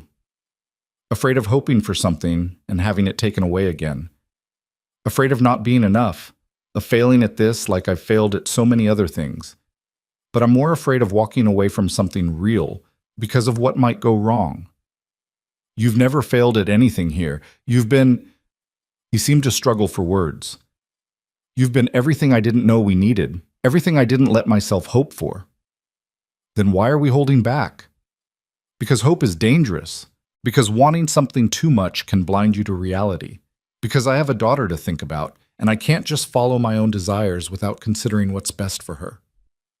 And what do you think is best for her? Thomas looked at her for a long moment. Honestly, you, having you in her life, teaching her, caring for her, showing her what a strong woman looks like. But I don't know if that means you staying as our hired help or... He stopped, unable or unwilling to finish the thought. Or what, Thomas? He reached out and touched her face, his palm rough and warm against her cheek. Or something more, something permanent, something that makes you family instead of just someone who works here.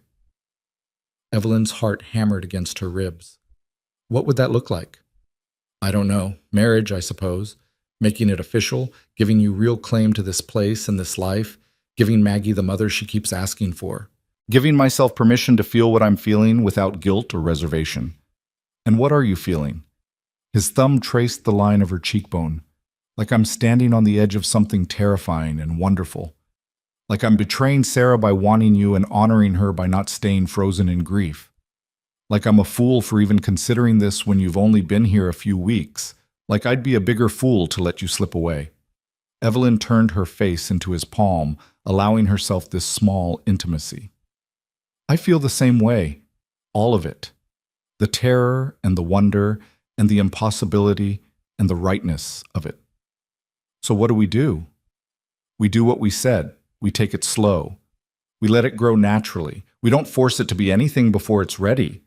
She paused, then added softly, but we also don't sabotage it by being too afraid to acknowledge what's happening. Thomas's other hand came up to frame her face, and for a moment Evelyn thought he might kiss her.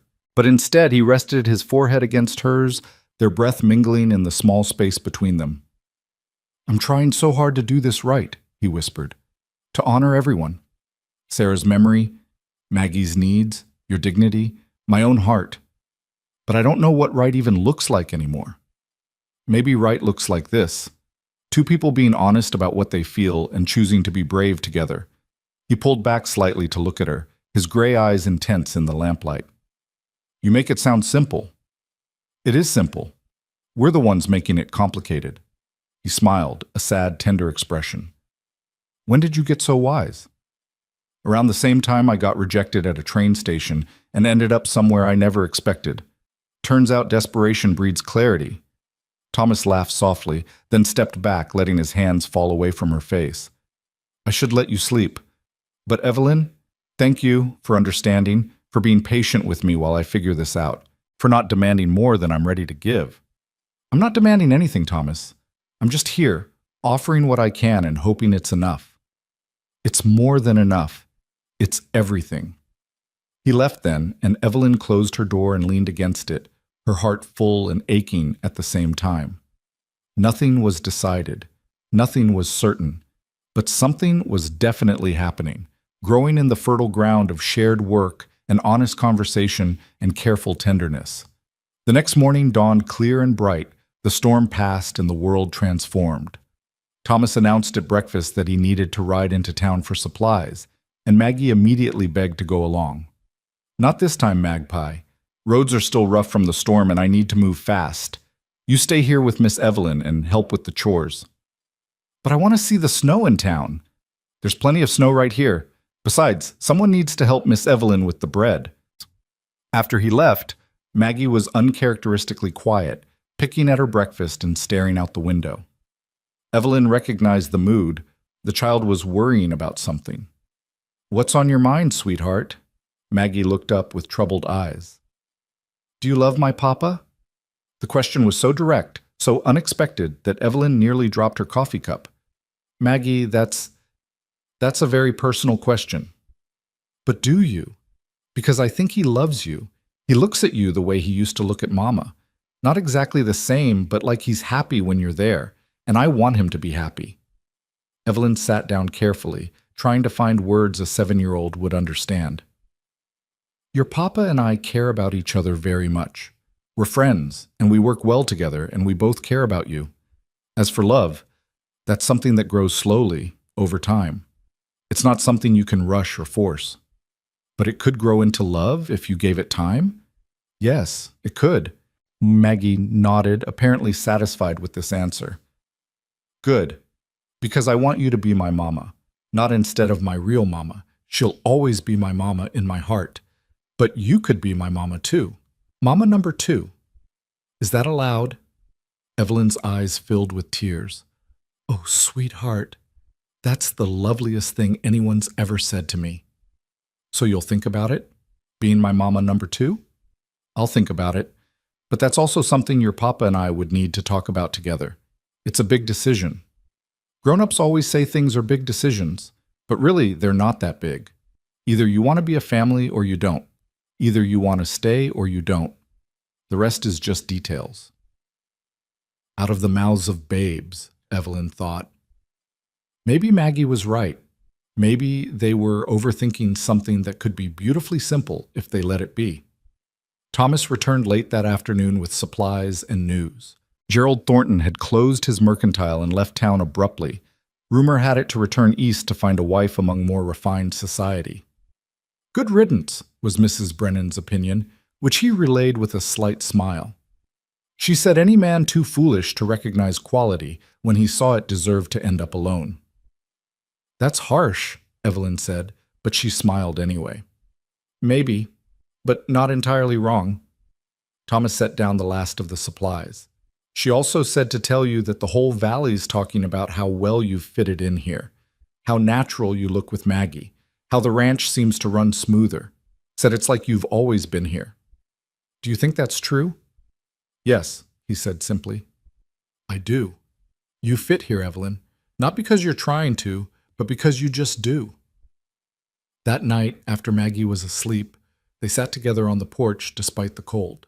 The sky was clear and brilliant with stars. the kind of display that never happened in cities where lamplight drowned out the heavens. Sarah and I used to do this, Thomas said. Sit out here and watch the stars. She'd make up stories about the constellations, turn them into adventures for Maggie. I'd just listen and feel grateful for what we had. I don't want to take her place in your memories, Thomas. You're not. You couldn't.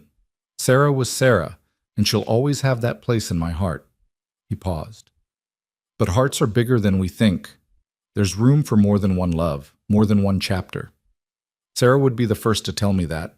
She'd probably be frustrated it took me this long to figure it out. Evelyn smiled at that. She sounds like she was wonderfully practical. She was. About everything except her conviction that love was the answer to most problems. She believed in it fiercely, even when it seemed impractical or impossible. He looked at Evelyn. I think she'd like you. I think she'd be glad her daughter had you to learn from. I hope I'm worthy of that trust. You are. More than worthy. Thomas reached for her hand in the darkness. Evelyn, I know we said we'd take this slow, but I need to say something, and I need you to hear it without feeling any pressure to respond. All right. I'm falling in love with you. Maybe I already have fallen, I'm not entirely sure, but what I do know is that you've become essential to my life in ways I didn't think were possible anymore. You've made this house a home again, given Maggie something precious, given me hope for the future. And I want... He stopped, gathered himself. I want you to stay. Not as help, as family, as my wife, if you'll have me. Evelyn's breath caught. Thomas, you don't have to answer now. Take all the time you need, but I needed you to know that this isn't just convenience or loneliness talking. This is me, Thomas Hale, asking if you'll share this life with me. Build a future together. Be Maggie's mother and my partner and the person I come home to every single day for the rest of my life. Tears streamed down Evelyn's face, but she was smiling. You're right that I need time. Not to decide, I already know what I want, but to let myself believe this is real. That I'm not dreaming, that someone actually chose me, actually wants me, not despite who I am, but because of it. I choose you, Evelyn. Absolutely and completely. I choose you. She leaned into him, and he wrapped his arms around her, and they sat together under the vast star-strewn sky, two broken people who'd found wholeness in each other's company. The future was still uncertain, still fraught with questions and fears and the hard work of blending lives. But in that moment, held safe in Thomas's arms with the promise of tomorrow stretching before them, Evelyn felt something she'd never quite felt before. She felt chosen. She felt home. The morning after Thomas's proposal, Evelyn woke with her heart both lighter and heavier than it had ever been. Lighter because someone had chosen her, had seen her fully and wanted her anyway. Heavier because the weight of that choice meant something profound, something that would alter the course of not just her life, but Maggie's as well. She found Thomas already in the kitchen, as usual, but this morning there was a tension in his shoulders that hadn't been there before. He looked up when she entered, his eyes searching her face. I didn't sleep much, he admitted. Kept worrying I'd pushed too hard, asked too soon, scared you off. Evelyn poured herself coffee and sat across from him. You didn't scare me off, but you did give me a lot to think about. And have you? Thought about it? I've thought about little else. She wrapped her hands around the warm mug. Thomas, I need to ask you something, and I need you to be completely honest. All right. Are you asking me to marry you because you love me, or because you need a mother for Maggie and someone to help run the ranch?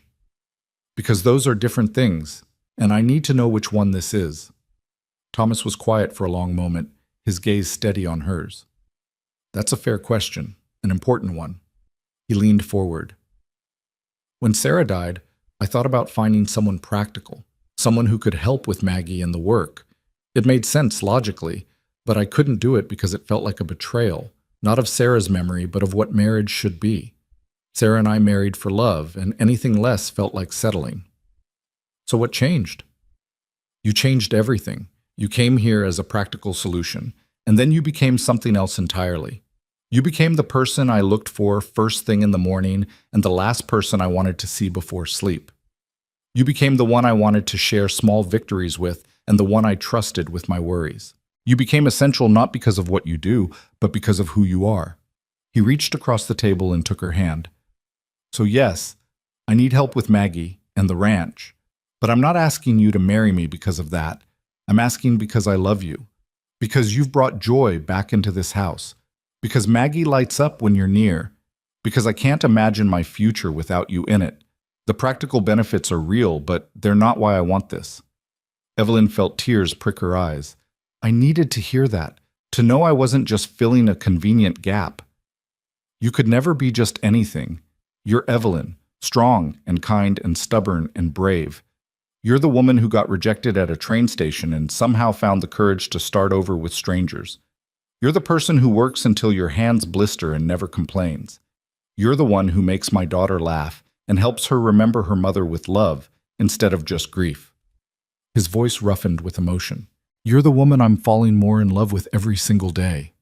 I love you too, Evelyn whispered, the words feeling both terrifying and liberating.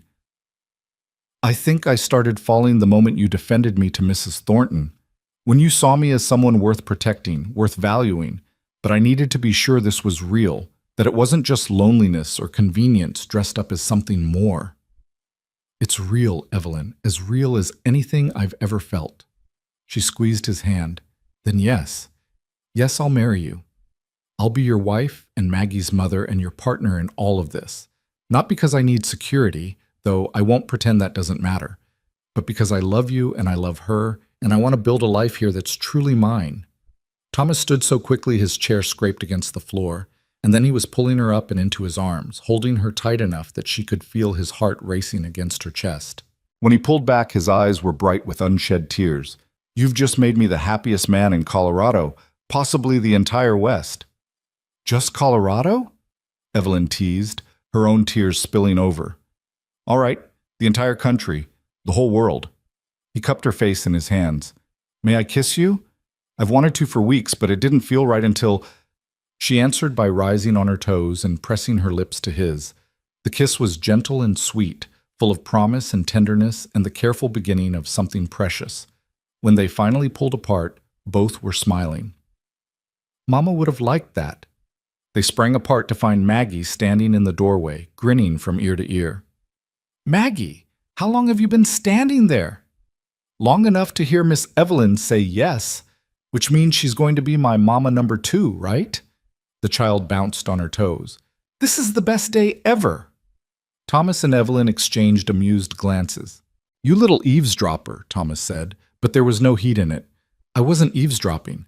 I was just being quiet in the hallway. That's different. Maggie rushed forward and threw her arms around both of them. So when's the wedding? Can I have a new dress? Can we have a party? Can we... Slow down, Magpie, Thomas laughed. We just got engaged about 2 minutes ago. Let us catch our breath. But Maggie's enthusiasm was infectious, and soon they were all talking over each other, making plans and dreaming out loud. Evelyn felt a warmth spreading through her chest that had nothing to do with the fire in the stove and everything to do with the family she was becoming part of. Later that morning, while Maggie was occupied with her lessons, Thomas brought out a small wooden box from his bedroom. Inside was a simple gold band worn smooth with age. This was my mother's, he said quietly.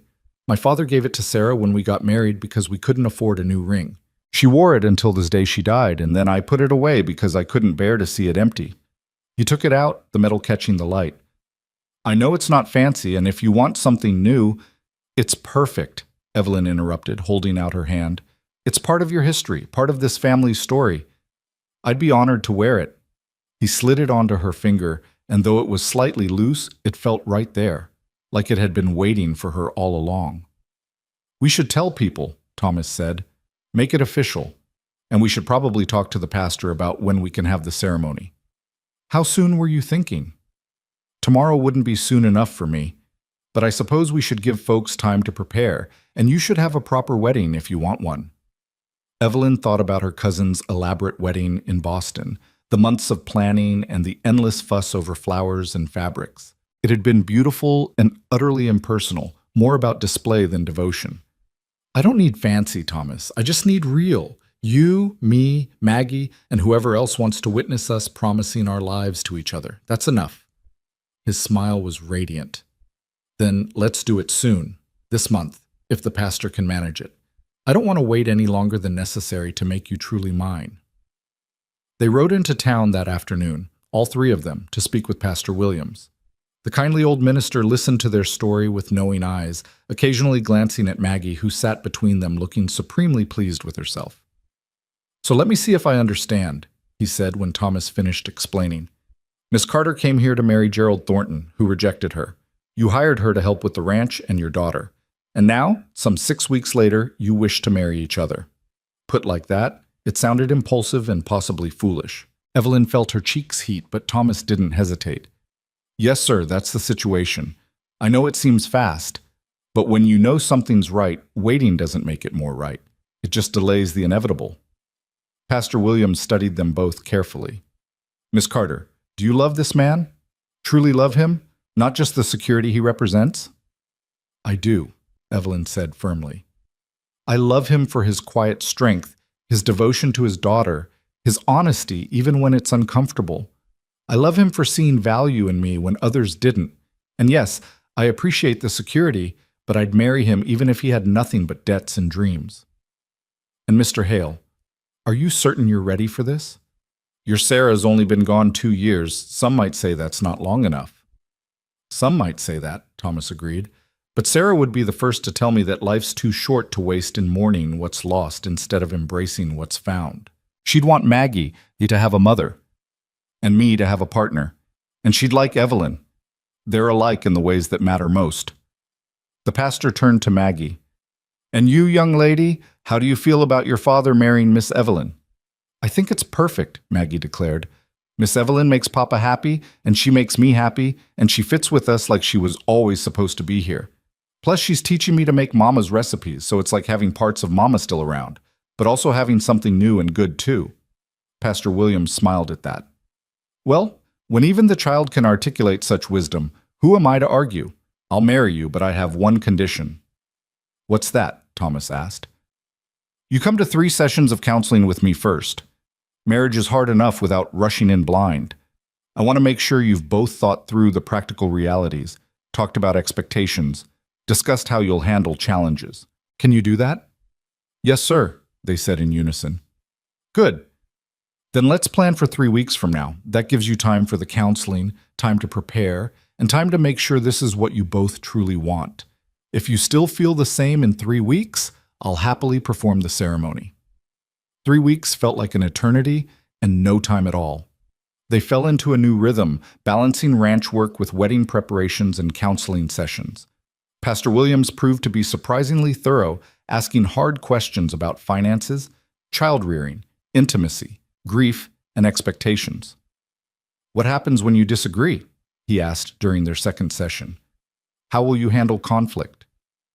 "We talk," Thomas said. "That's what Evelyn and I have done from the start. She doesn't let me brood or withdraw.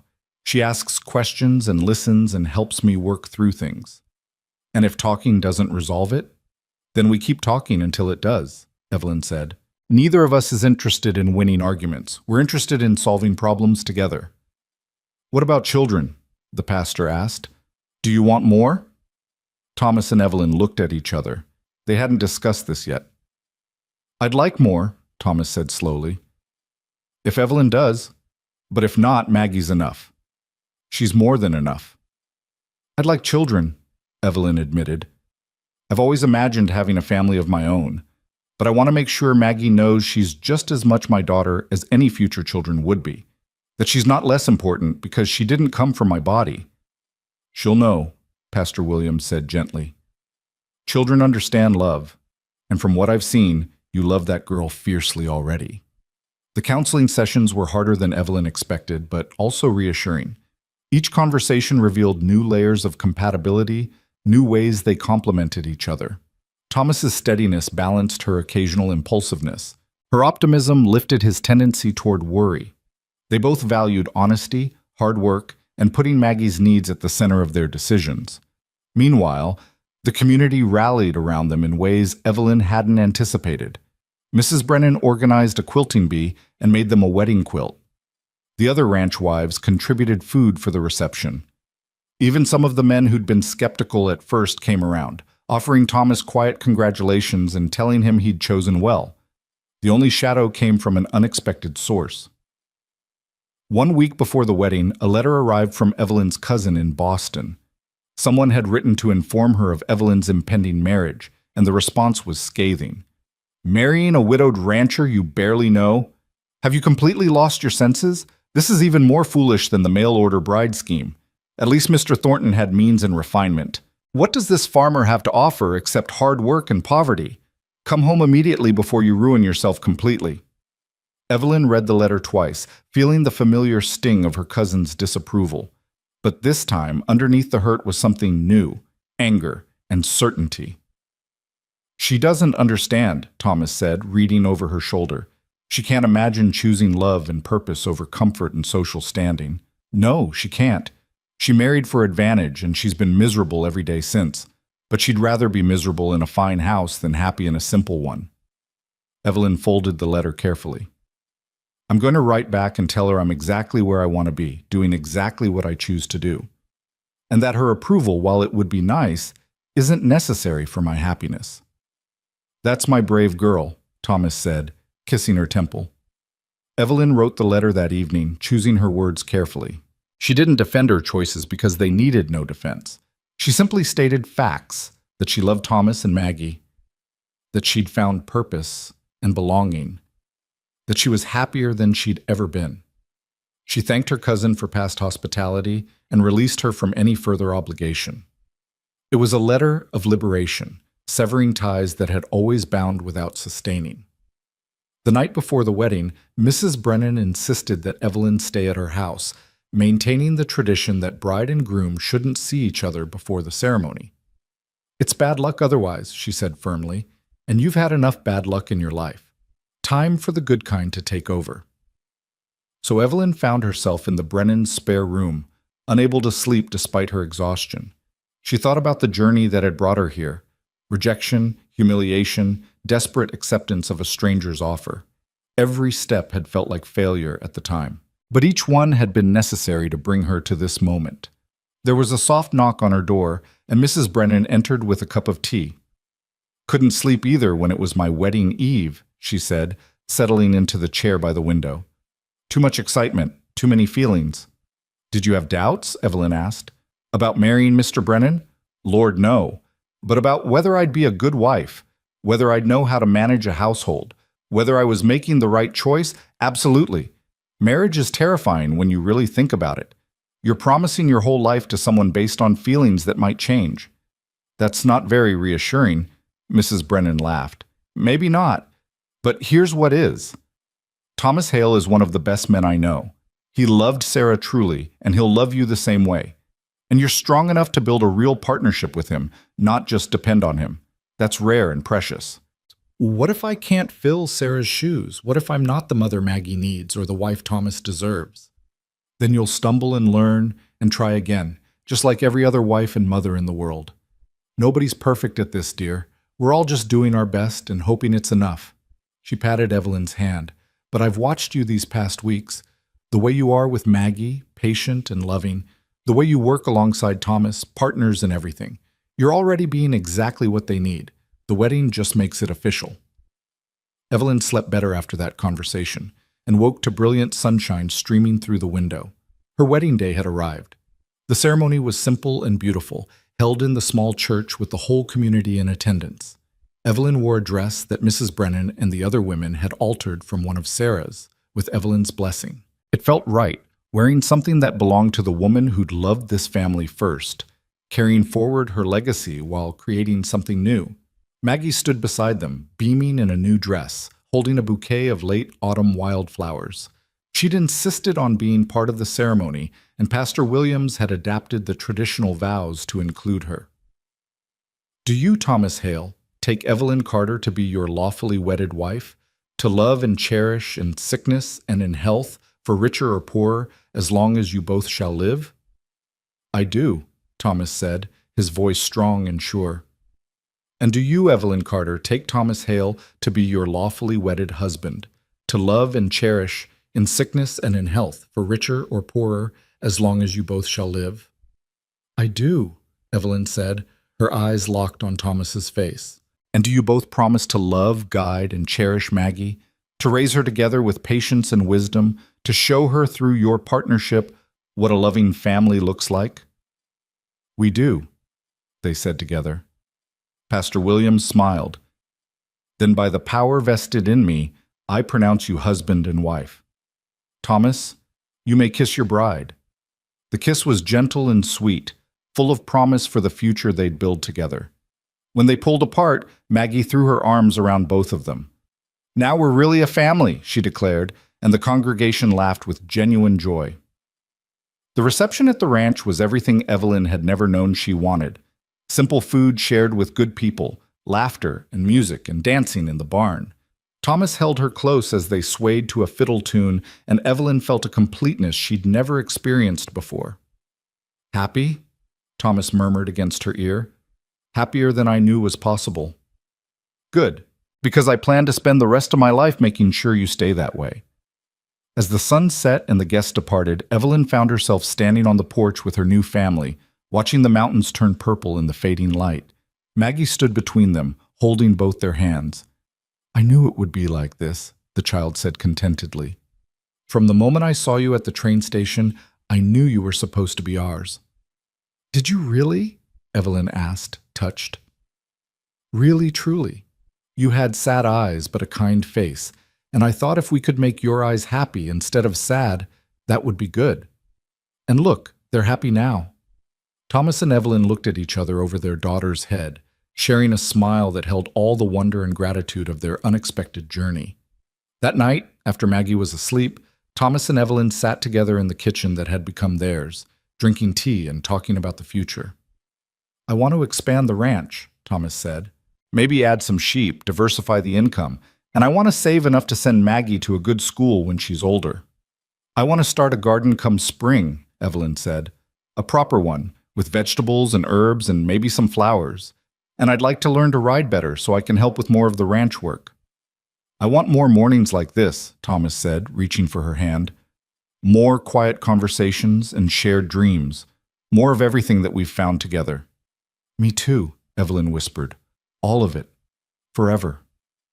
3 months later, as winter deepened its hold on the Colorado territory, Evelyn stood at that same kitchen window watching the snow fall. Her hand rested on her stomach, where a new life was just beginning to make itself known. She hadn't told Thomas yet, wanted to be certain before raising hopes, but the signs were unmistakable. She thought about the woman she'd been at that train station, broken and rejected, certain her life was over before it had really begun. That woman couldn't have imagined this. A warm home, a loving husband, a daughter who called her mama, and a baby on the way. Couldn't have dreamed that rejection could be the doorway to everything she'd never known she wanted. Thomas came in from the barn, brushing snow from his coat, and his face lit up when he saw her. It always did now, that moment of recognition and joy. He crossed to her and pulled her close, and Evelyn let herself be held, marveling at how safe she felt in these arms. "What are you thinking about?" he asked. "About how far I've come. About how being unwanted by Gerald Thornton was the best thing that ever happened to me." Thomas laughed. "Should we send him a thank you letter?" "Absolutely not, but we should thank Maggie. None of this would have happened without her bold invitation." "True. Our daughter has excellent instincts." "Our daughter," Evelyn repeated, loving the sound of it. "Thomas, I have something to tell you." He pulled back to look at her, his expression shifting from amusement to concern. "What is it?" "Nothing bad. Something wonderful, actually. Or I hope you'll think it's wonderful." She took his hand and placed it on her stomach. "We're going to have a baby, sometime late summer, I think." For a moment, Thomas just stared at her, his eyes wide. Then his face broke into the most beautiful smile she'd ever seen, and he was lifting her off her feet, spinning her around the kitchen while she laughed and protested. "We're having a baby," he said, his voice thick with emotion. "Evelyn, we're having a baby. Are you happy?" "Happy? I'm—" He set her down gently, his hands framing her face. "I'm so happy I don't have words for it. Another child. A baby that's ours together. Maggie's going to lose her mind with excitement. Should we tell her now?" "Absolutely. Right now. Tonight. This minute." They woke Maggie gently, and when they told her the news, her reaction was exactly what they'd expected. Pure, uninhibited joy. She peppered them with questions about babies and names and whether it would be a brother or sister, her excitement building until she was practically bouncing. "This is the best family ever," she declared. "We have Papa and Mama and me, and soon a baby. We're perfect." Later, after they'd settled Maggie back to sleep and returned to their own room, Thomas held Evelyn close in the darkness. "Do you ever miss Boston?" he asked quietly. "The life you left behind?" Evelyn thought about it honestly. "I miss the idea of it sometimes, the security of knowing exactly where you fit, but I don't miss the reality. I was tolerated there, not treasured, useful but not valued. Here, I matter. My presence makes a difference. I have purpose and love and belonging. That's worth more than all the security and refinement in the world. I'm glad you feel that way, because I can't imagine this life without you in it anymore. You've become essential to everything. You're essential to me too. You and Maggie both. You're my home now." As she drifted off to sleep in her husband's arms, Evelyn thought about the strange journey that had brought her to this moment.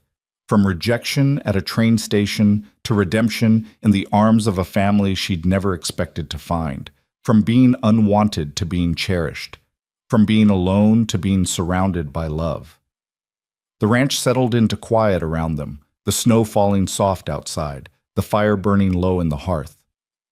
In her room down the hall, Maggie slept peacefully, dreaming of the baby brother or sister who would join their family. And in the master bedroom, Thomas and Evelyn held each other close.